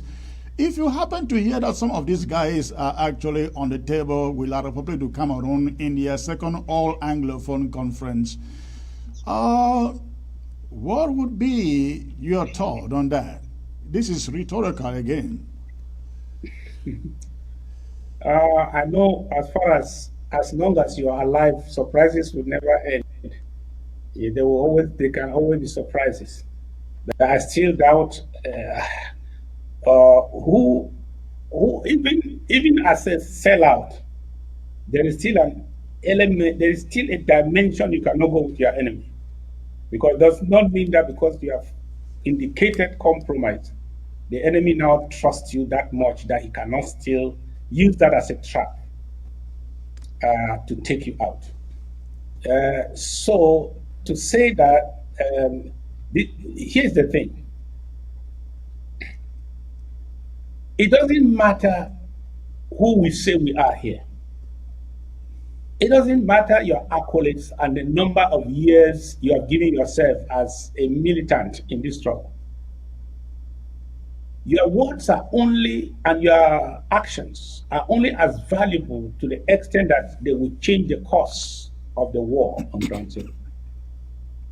So you can go and have any meeting with the Republic and feel fine and take some money, put in your pocket, drink some wine with them, give them high five, tell them I know what to do. You don't know anything.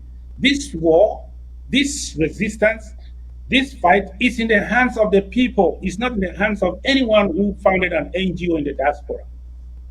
And that's the mistake many people make. They believe that having been in the limelight for a long time, you are now the maker, the alpha and the omega of the struggle. So if the Republic can just strike a deal with you, they will have it right. No way. Until that so-called deal reflects the wishes and the desires of the people, you just wasted your time and maybe wasted your life. That is what it is. So I don't care who goes to meet anywhere to go and sit there and feel free with La Republic and say they are having a meeting. It is how that will be received by ground zero. There's one thing I know in this struggle. The power of this struggle is ground zero. They are wiser than, in many instances, wiser than the diaspora and some of the gods in the diaspora. And I want to tell you that if they try to do that nonsense, then they will know that the giant of the struggle is on ground zero. Because nothing will change. It will not shift a pin. And we will be here to echo their voices and their wishes to the world and to the people. And they will not be deceived. You can trust me on that. They cannot succeed. All right, all right. Before I open, why I will take this question, and while you answer, I will open the phone lines, and I would really love, ladies and gentlemen, for Ground Zero to call and not the diaspora, because I know Ground Zero would want to ask a question or two to the president. So please allow Ground Zero to do the calling. Allow Ground Zero to do the calling. The phone line is there on the screen. The phone line is there on the screen. But before you call, make sure that you turn down the volume of your television set so that there is no echo coming from your background. Again, the phone number is there on your screen. Go ahead, make the phone call. And while you make the phone call, Mr. President, let me ask a little bit sensitive question here. You know, you have been given lots and lots of labels, lots and lots of labels. The scammer, the fake pastor, the this and the that. You ate my trip to Boya. All that you can imagine. And, you know, people, Ambazonians are like, how does this man go to bed every night with all of these attacks coming from people who claim they are Ambazonians and fighting the same war with you? How do you handle that, sir? The question I can ask is who you are and what people call you, which is more important. The truth is that some people, because they don't know who they are, what you call them is more important. They are nobodies. You call them that Oga, oh, he's very happy that everybody knows I'm Oga here. Because he's a nobody. Because he doesn't know who he is. For me, I believe, this is my philosophy. I believe that who I am is greater and better, is the real thing, is the real deal. If people say you are rich when you are poor, and you agree with them and you are happy, you are a stupid man. Because who you are is more important than what the people think you are, or what the people even say you are. So live in the reality. Live a real life. If you call me a scammer and I'm not a scammer, that thing enters here and passes here. If you say I'm a fake pastor and you are not a fake pastor, I will not even argue with you. Who I am, I think my Christian faith has done this to me, because that is how to live the Christian life. Knowing who you are, not living a fake life of what people want you to be or believing what people say you are. Know who you are. Know who you are. So I know who I am, and that's why I go to bed. I don't even waste my time on social media. In fact, I go to social media to get something and come out. Some people send me some of those terrible videos and audios. I just warn them. Anybody who shares that kind of thing with me, I give the person a warning, because if you send me anything like that again, I will know that your contact, having my contact or having a contact with you is a waste of time. So I will just delete you and block you and avoid you. But because I know who I am, and I'm telling Ambazonians, La Republic said we are terrorists, so we stop fighting. We know who we are. We are not terrorists. So you look at me and say I'm a terrorist, I am a thief. I know I am not a thief. If you are a thief in this America, America knows you more than any other person. So why am I going to worry myself? Even God knows me more than you. So I don't care. One thing I know is that if you keep your faith and believe in who you are and do the things you need to do, many people who insulted you will tell you they are sorry tomorrow. That will be my best moment as this struggle goes forward. When I will see many that will tell me, you know what, I was also one of the haters. I just joined the chorus against those, for those who were against you. I made a mistake, I'm sorry. And many have told me that. That's my best moment as a revolutionary. You need to unmute. Unmute. Oh, I'm sorry. Again, thanks for that. I think everybody out there knows it is either Sako or it is Chris Anu who are the spoilers out there. And I think that many of them thought that by now we would have surrendered and laid down our tools and said, please, please, come and take over. Come and take over. We finished all the money for my trip to Boya. We finished all the money for the drive. But I think they are very, very disappointed that up to today, in fact, I asked for a caterpillar to move me here. None has come, and there are some of those forums. They asked, what are you still doing there? And I said, the caterpillar hasn't come yet. I'm still waiting for it. We're going to wait for it. If it doesn't come, we will take it to Boya. Mr. President, lots of calls coming in here. Let's get to the callers, and I like it. They are coming from ground zero. Hello, sir. Yes, good evening once more again, Secretary Chris. Good evening, sir. Where are you calling from? I'm calling precisely from Mezam. Okay. How was Ghost Town today in Mezam precisely? Yeah, very, very effective. Those dogs in armored cars and vehicles that were parading the street of the city this afternoon. Okay, doing what? Well, it seems as if there was a quarrel somewhere around the outskirts of the town, the city, but I don't know exactly where that was happening, because there was a time I heard a shot of gun, so I don't know what was happening and where. Okay, awesome. Tell me, what is in your mind? What is your question or your contribution? Yes, I want to ask Mr. President just a question.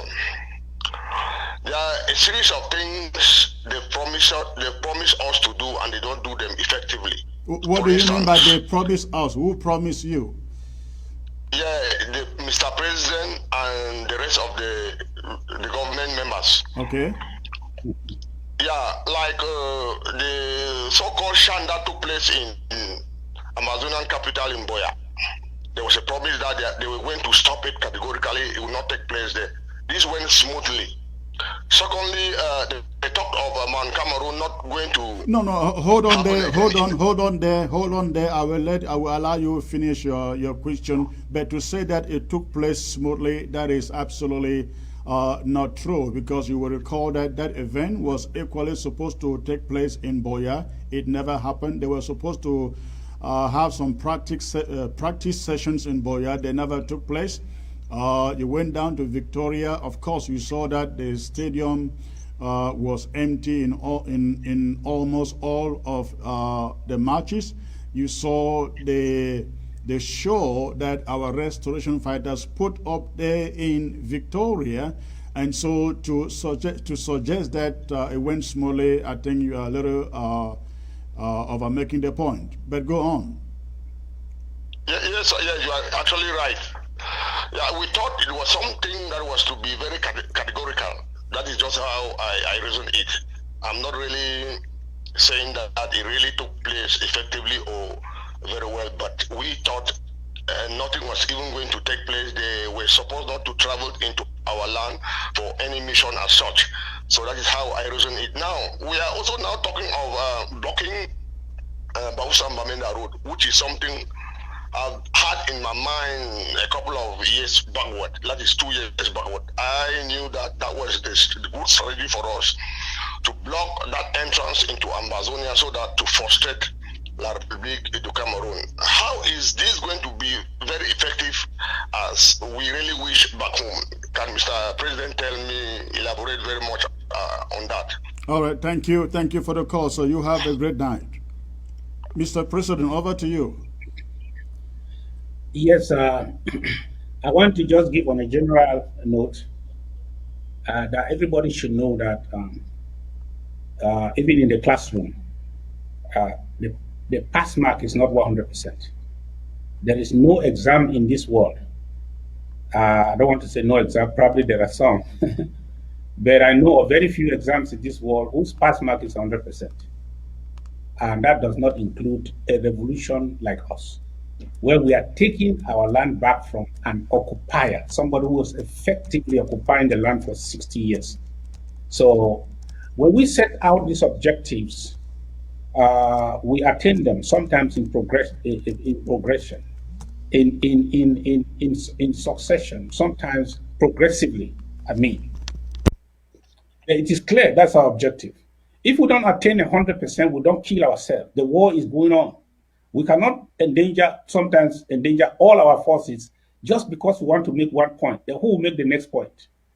So we measure our achievements sometimes by the scores we make, how much we succeed, and then we know we have more battles to fight. So those people who are holding us onto to prove 100% here, 100% here, 100% here. For example, at the end of forces today, he just told us here that people they are driving around Bamenda. Why are they even driving on our streets? When are we going to come to a point where they cannot even be seen anywhere in our country? That is 100%. We are not yet there. So that is not how to measure our progress right now. I'm saying that when it comes to the lockdown and the closing of all these roads, we have set ourselves on a course.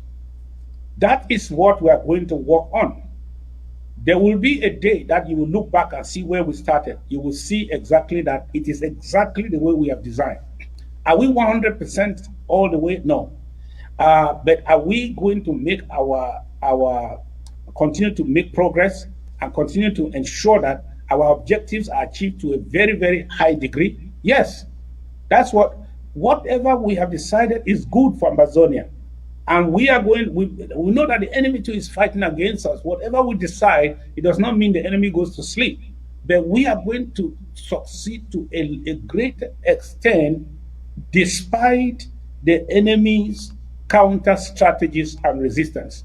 People should understand where we are. We are going to sometimes fall back, re-strategize, and go back and achieve what we needed to achieve. That's the truth. Don't hold us on one battle. In this war, there shall be many, many battles.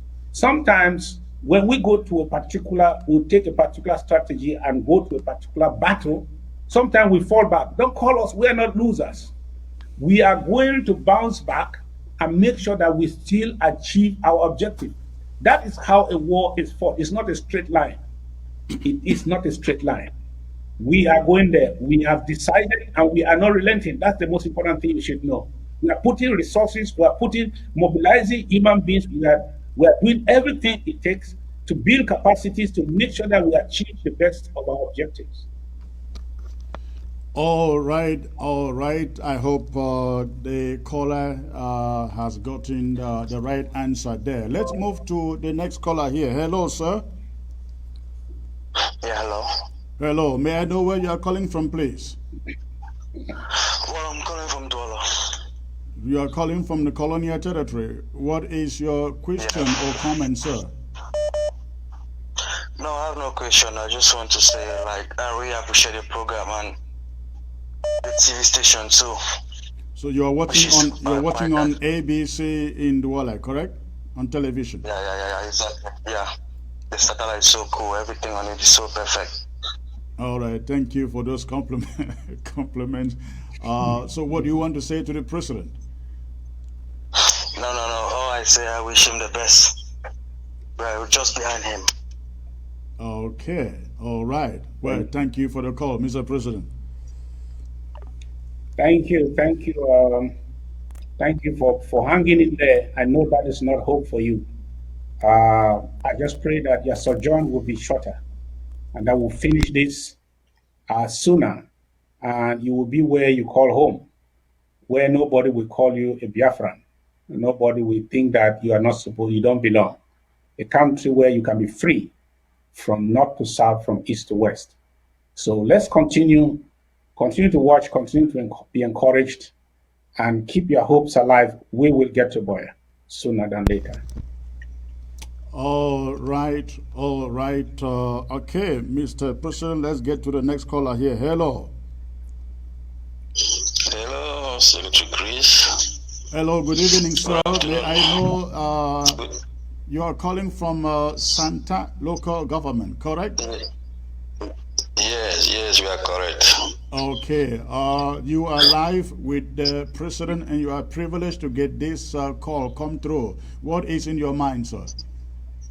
My mind is just to congratulate the president for the continuity of the good work he has been doing, because his end of year speech, he told us that he was going to fight one fight within us with Ground Zero. So I understood that one fight means that everybody who is against the oppressor, he will punish him. So I'm very happy on this line of thoughts that he's paddling it today, which will going to lock all our borders, which had been a hope for us since the past 4 years that we have been suggesting. So just to give him more grace to his elbow to pardon the sheep, which will lead us to Buya very soon. We don't have to bore him with questions because he's doing the work rightly. No matter those people who have their names that have 3 letters, CHO, we know them, we know where they started, and we know where they shall end. But when they go as far as describing that they have been in the struggle for 30 years, some of us have been there for 60 years, and we are very intelligent within this Ground Zero issue, and the Ground Zero is the alpha and the omega in the struggle. Thanks to the president and more grace to his elbow. Thanks very much. Before you go, I know you should know the situation in Pinyin. Is it true that military trucks went into Pinyin at the weekend looking for our boys? Tell us what happened. Yeah. They went there, 15 trucks went there and shot one person who usually repair tires, a tire repairer, because they ran into a hiding place. But when they surrounded the premises, when he wanted to run out, then a stray bullet took him. They went there, 15 of them, then they came back, and they're still planning to enter there through so many channels. They are trying to enter there through Ashong, through Bali, then through Santa. That is the situation as of today, and I wish the president should take note of Pinyin seriously. And how is the situation between the Santa Mbunda? Did they repair that piece of the road that was cut off? No, nothing. But they just managed vehicles to be crossing. You know, it was just the rains came and stripped away the soil that they fill one bridge, but they just managed to fill it for the vehicles to be crossing. Okay, so essentially they haven't done anything much to repair that that stretch of the road. Yeah, but they just fill it in the way that the cars can manage to cross. Okay, thank you for the call, sir. I will let the president pass a word to you there on ground zero. After the program, then you let us discuss again. All right, okay, all right. You call me after the program then. Have a good night. Okay, Mr. President. Well, thank you, caller. Thank you for the encouragement. Once in a while, when we come out from the deadly missiles on social media and we hear voices, real-time voices like yours, talking from the ground, talking from the years of your experience and encouraging us, that's enough fuel. That's enough energy we need to go forward. Thank you very much. And we depend more on your prayers. As you go to church, as I think you do, just tell your pastor to continue praying for the Southern Cameroons and also pray for us if they don't mind, because we must succeed now or never. Okay, awesome. Hello, let's get to the next caller here. Hello. Hello? Hello, where are you calling from, sir? Calling from Ground Zero. Precisely what county? Bamenda County. Okay, what do you have in mind for the president, please? There's a question I have for him, and the question goes thus. You know, General Noriega of the Panama Yes. was sometimes picked up by the American Marine because of some kind of character he had. And maybe the Americans were going in there in protection of the American citizens that are there. Now that the Chinese have come to get the UNVDA here in Bamenda, I must probably they can be struggling to get places like Wada, like the farms of Santa, what more of a Kilu Mountain forest. And tomorrow they are bringing in their militaries in protection of the workers that are here in the southern Cameroon. How is she going to defend that one? And you know, internationally the people know that the Chinese are coming to protect their workers. Yeah, that we I just quoted General Noriega of the Panama. Now, what are the precautions in things like that to come tomorrow and the Chinese are coming in the name of protecting their people and the military people, or they shall we stand that category of military people, or they can pass through that? Now, what are the precautions? Because those are things that we see that might happen, and then the foreign body, just like the Swiss negotiation talks, France and China are boycotted and other countries are supporting it. What if France influenced China and come in that kind of a way that are coming to protect their workers and then come with their military force and all those other things? How are we going to defend? How is he going to protect himself or the whole of Southern Cameroon on that, or to protect things like that not to happen before this negotiation starts? That is my question. Thank you very much, Mr. President. Okay, thank you. I think the president got your question, Mr. President. Over to you. Yes, my dear caller, thank you. That caller is dwelling very much on hypotheticals, and I don't know how to answer those kind of questions. What if? But let me tell you what I think about international relations. The way La Republic is trying to define this conflict, it is difficult for them to accept foreign troops on their side fighting live against us, because they are struggling by every means possible to call it an internal conflict, an internal crisis. They are not even using the word conflict. So that is why they're hesitating, because when you take Chinese people, Chongqing, coming to come and fight in Ambazonia, you have just nailed yourself for at least a narrative that it is an internal affair. That's one thing. I'm not also naive to think that they will not have financial and material support. They have already been having that even from the beginning of this conflict. Some of the hardware you see, they were able to get it from China, if not through as loans, as material support. They have got it now. And China, they are, even though the Cold War is over, they will not send troops in a place where they know America has an interest and the French have an interest, and then they just walk their troops there like that to come there and start fighting the war. So in the most important conflicts around the world that are going on, with Western powers involved. I've not seen Chinese troops on the ground.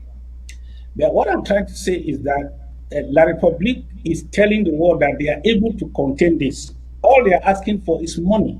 The most important question to ask is, do you think China will give them more money, lend them more money? Because they have maxed their credit cards.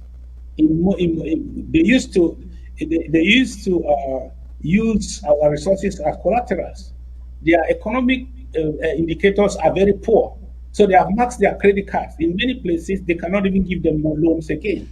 Mr. President, but you know what the Chinese are capable of doing, right? Remember the example of Zambia, where when Zambia could not pay, the Chinese would now have to nationalize everything in Zambia. They had to take over the Zambian government essentially to manage it and recover their money. Sell their assets and recover their money. They won't mind doing that in La Republique du Cameroon, I guess. Yes, they will do that in the east, where they control thousands and hundreds of thousands of acres of land they have bought for rice. Right. They essentially bought over all of Zambia. Yeah, but I don't see them doing that in a war zone where essentially you are coming to fight, not even to trade. But so I am saying that whatever be the scenario, I believe that the will of the people is stronger than any external force that will be gathered and put together. Because you cannot force a horse to drink. You cannot force a marriage. You cannot force us to stay in a union we have repudiated. You cannot force us to belong to La Republique we have never belonged to. So that we are ready to fight till the end. If La Republique has to really call for external powers to give them forces to come and fight us, wonderful. Who says we are not winning? If you are even thinking of that possibility, that they will go and look for Chinese to come and help them. I don't know how they will be communicating on the field. Bonjour, oui, ching. They are trying to fight us. I'm just kidding. Whatever they bring against us, Ambazonia is determined, and you cannot own our land against our will. It shall not happen. That will be a wasteful investment for the Chinese and whoever is trying to use commerce at this stage to support the Republic and hope that they will be able to fight the war and harvest anything from our land. It's not going to happen. It's not going to happen. Well, let us hope that that doesn't happen, because the way the Chinese are investing in Africa and essentially trying to take over Africa, which is a matter of policy for them, I don't know whether they can ever give out enough money. They don't care about how much they are owed, because they enter into contracts with clauses that is essentially make sure that whatever they give out is redeemed. Let's get this other caller here. Oh, I think I lost that caller.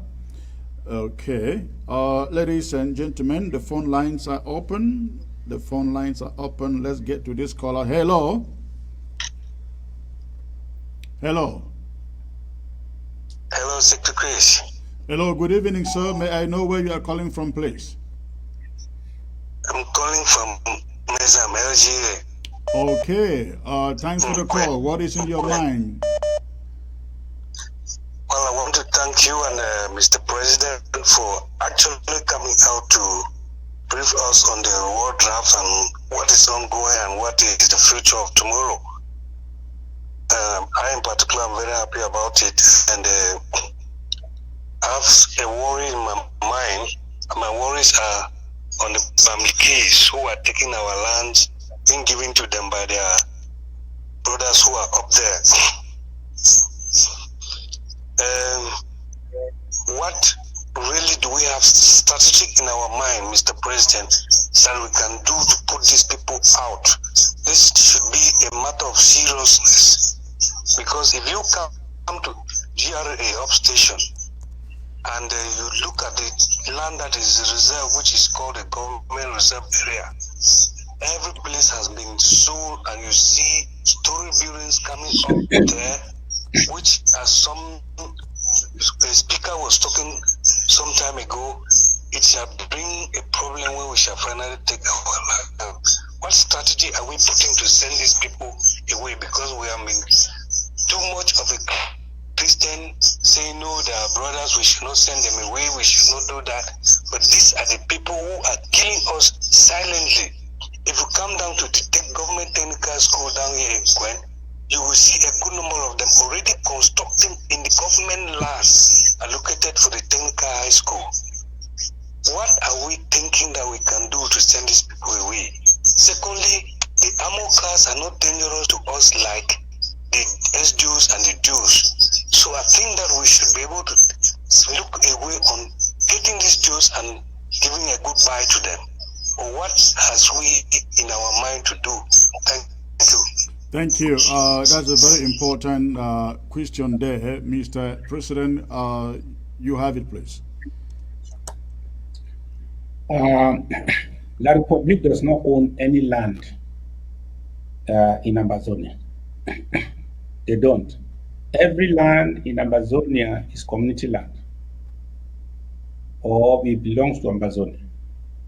So you cannot give what you don't have. Whoever buys the land from the colonial regime or a so-called SDO or DO or whatever, and has a title for these people, it means a thief sold you something and gave you a sales certificate. And you are brandishing that certificate and say, this thing belongs now to me. If the person did not own it, he cannot transfer ownership to you.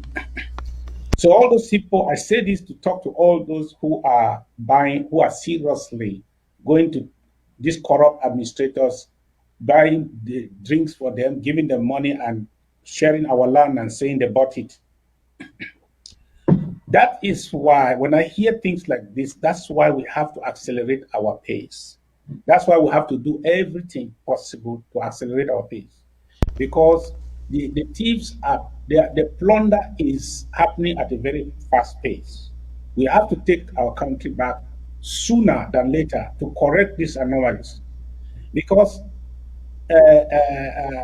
these contracts need to be repudiated. They need to be cancelled.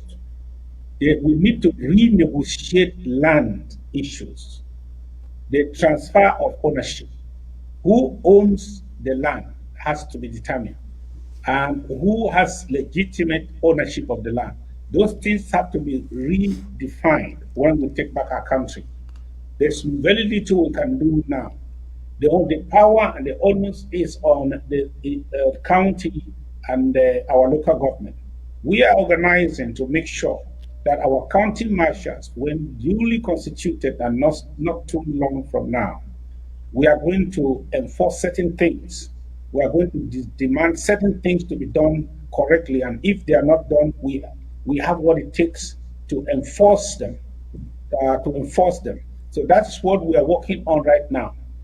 Those DOs should be on notice. Some of them are shuttling between La Republic, coming back, and so on. But I think that the time will come when they will permanently make their abode in La Republic, only visit us under tight security if they care to take that risk. So we know our targets, we know who are primary targets, who are secondary targets, and how we want to prosecute this war. And I believe that the counties have the instructions of what to do. I cannot reveal those things here, but let me tell you that we are going to, some things we cannot do until we have built the capacity to do them.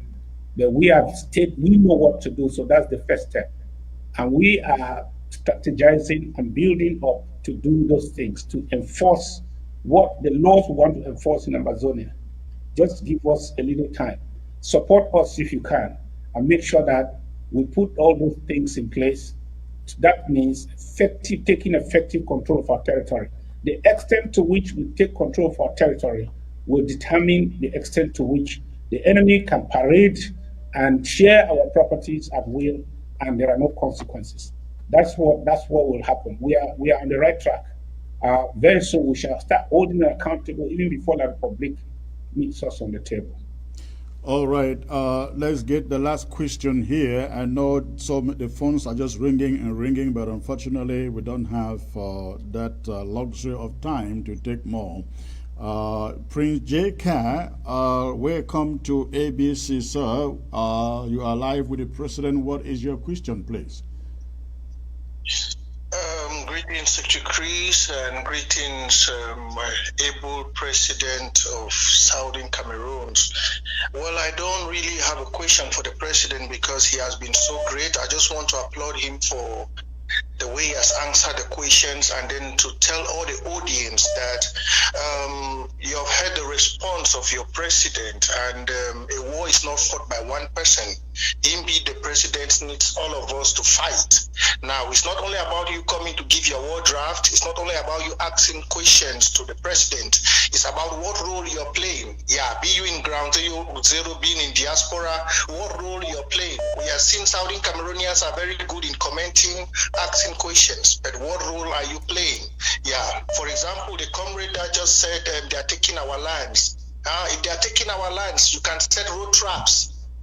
If they are taking our lands, you can create a secret Facebook and participate in the revolution as an informant. If they are taking our lands, you can support the restoration forces by being an informant to them. There are many roles you can play. If all of us 8 million people, we are almost 1,000 on ABC watching. If you play your role in everything you're doing, if you're a carpenter, if you are a shoe mender, you are a bike rider, whatever you are doing, if you support this president in this aspect of self-defense, and play one role as a foot soldier, be it in the diaspora or be it in ground zero, I tell you, Ambazonia, Southern Cameroon will be free. So we have seen what is happening. We have seen what took place in Lebialem. We have seen what took place in Bafut, what took place in Bui. We don't need to ask questions again. What we need to do now is possess, because we have seen the capability of our brothers. So let all of us rise up. You have heard our president giving us a very wonderful response. Be China or whoever is coming, we are not scared because we control the forest. Tell them to come in their millions. But so long as you give your word draft, you leave your own bed which you're sleeping, you are there to help your brothers on the ground get sticks and get the necessary equipment. Every DO, every governor will pack and leave. All right. Thank you, Southern Cameroon. All Thank right. you, Mr. President. Thank you. Thank you, Prince J.K. Since that call didn't come from ground zero, let's get, Mr. President, give me 1 minute. Let's get a call from Europe, from the UK. Hello. Hello, Secretary Chris. Hello, good evening, sir. You are calling from the UK. May we know who is calling, please? That's correct. This is King Peking calling from the UK. King Peking. Yes, sir. You know the Ambazonia Peking now, King Peking, you there? Yeah, King Peking for Ambazonia, sir. All right. Okay, thanks for the call, sir. What do you get for your head? Yes, sir. I have a question to the president. All right. Yeah. First of all, Your Excellency, I want to thank you and thank you for being so resilient all the time, and you have not been shaken by anything, no matter what. Sir, I have just one question for you, sir. We have initiated the case against La Republic at the ICC. I want to know at what level we are now with regards to that, sir. Thanks a lot. That's just my question, sir. I'm all great to your elbow, sir. All right. Thank you. Thank you. I'll let the president answer. Yes. We had, thank you, comrade, for the question. We had proof of delivery of our case file in November last year. So counting now, it's about 4 months or 5 months. So we have not, this was a huge file.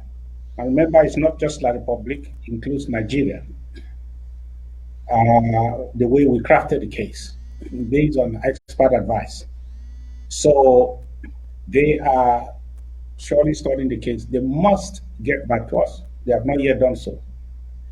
But the other thing I want to also assure you is that the international law provided for universal jurisdictions also, so that if by any means the politics of the court, of the international court, does not entertain certain petitions at the level of the ICC, complainants should be able to make use of your universal jurisdiction. And there are those universal jurisdictions that are just normal courts, that where you can sue on cases of genocide and war crimes and things like that. And we did also sued La Republique and all those in 97 people, war criminals. We sued them in 11 different jurisdictions across the world. And some of those jurisdictions have started responding to us. And every one of those jurisdictions that entertained that case has the same capacity of, it has a very high potential of providing legal redress to some of these allegations of war crime. So they have started responding to us. I don't need to let the cat out of the bag. I told you in my speech, I said very soon, Arata will enter trap, and I will give on a breaking news. That's what I can tell you for now. Let them continue to commit those crimes. Let them continue to travel around the world. One day there will be breaking news on this same ABC. The one thing I can say is that for the petition of the ICC, we have not yet received a response, but we will receive a response. According to the tradition of the court, they must. They are flipping through the hundreds of pages that we deposited and evidences. I'm sure they will get back to us. But for the international jurisdiction, they have already started getting back to us. And very soon we shall have a reason to make an announcement. Okay, Mr. President, I'm sorry, Ground Zero, the calls are still coming in. I wish we could stay longer to take more of your calls. Unfortunately, we have been here, I think, about over 3 hours already, and I know in the Washington, D.C. area where the President is joining me from, is almost 5:30 p.m. 5:30 p.m. While here with me in Texas is almost 4:30 p.m. and I think that was a lot of ground we covered. I will try once in a while to bring the President on to take more of your questions. And but before I let him go, Mr. President, the last word, please. Ambazonia, we thank you for being who you are, for your resilience. Your resilience continue to fuel us, encourage us to stand for you. And thank you for sending the message to La Republique that if they were still contemplating a military solution to this crisis, then as I said yesterday, they are sleepwalking. They are dreaming, because that's not going to happen.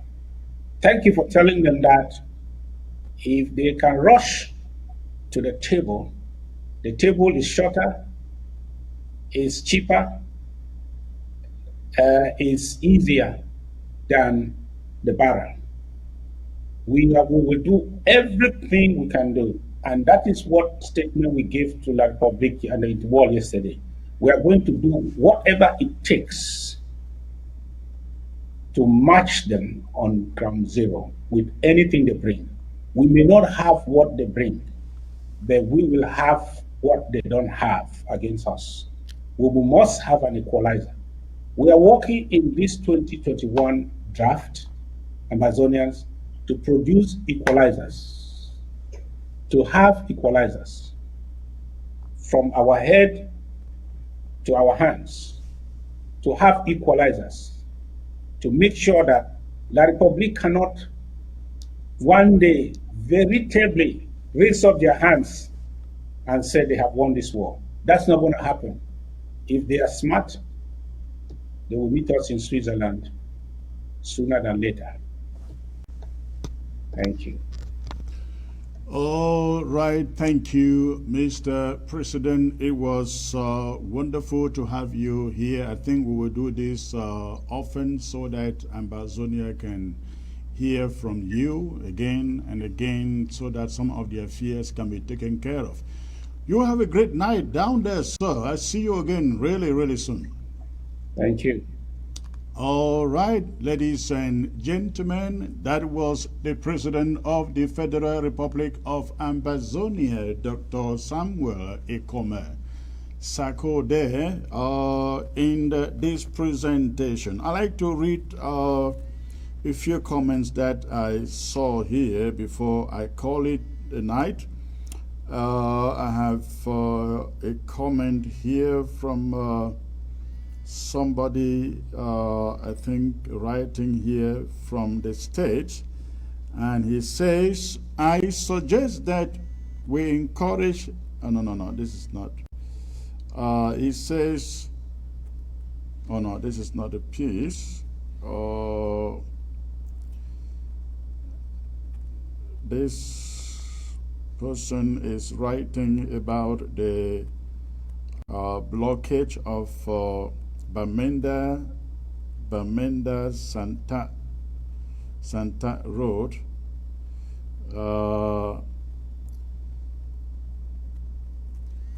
Okay, I guess this is the one.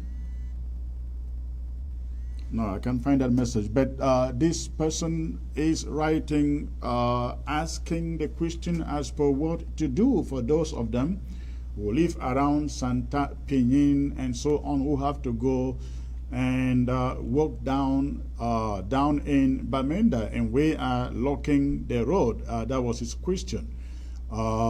Listen, I think the local government people, Mezam County and Santa local government in particular, would have answers to some of these questions. I cannot sit here and pretend that I have answers for them, but you can rest assured that the local government people will figure out what to do. And those of you living in Santa, in Penin, in that municipality, listen, I know there are so many roads in there that you can use to get to Bamenda. You don't have to pass through, I don't think you have to pass through Santa. I think there's another way through Bamenda, I guess, so upstation. So, but I don't know, I'm not sure. But again, I guess the local government administrators will take care of questions like this.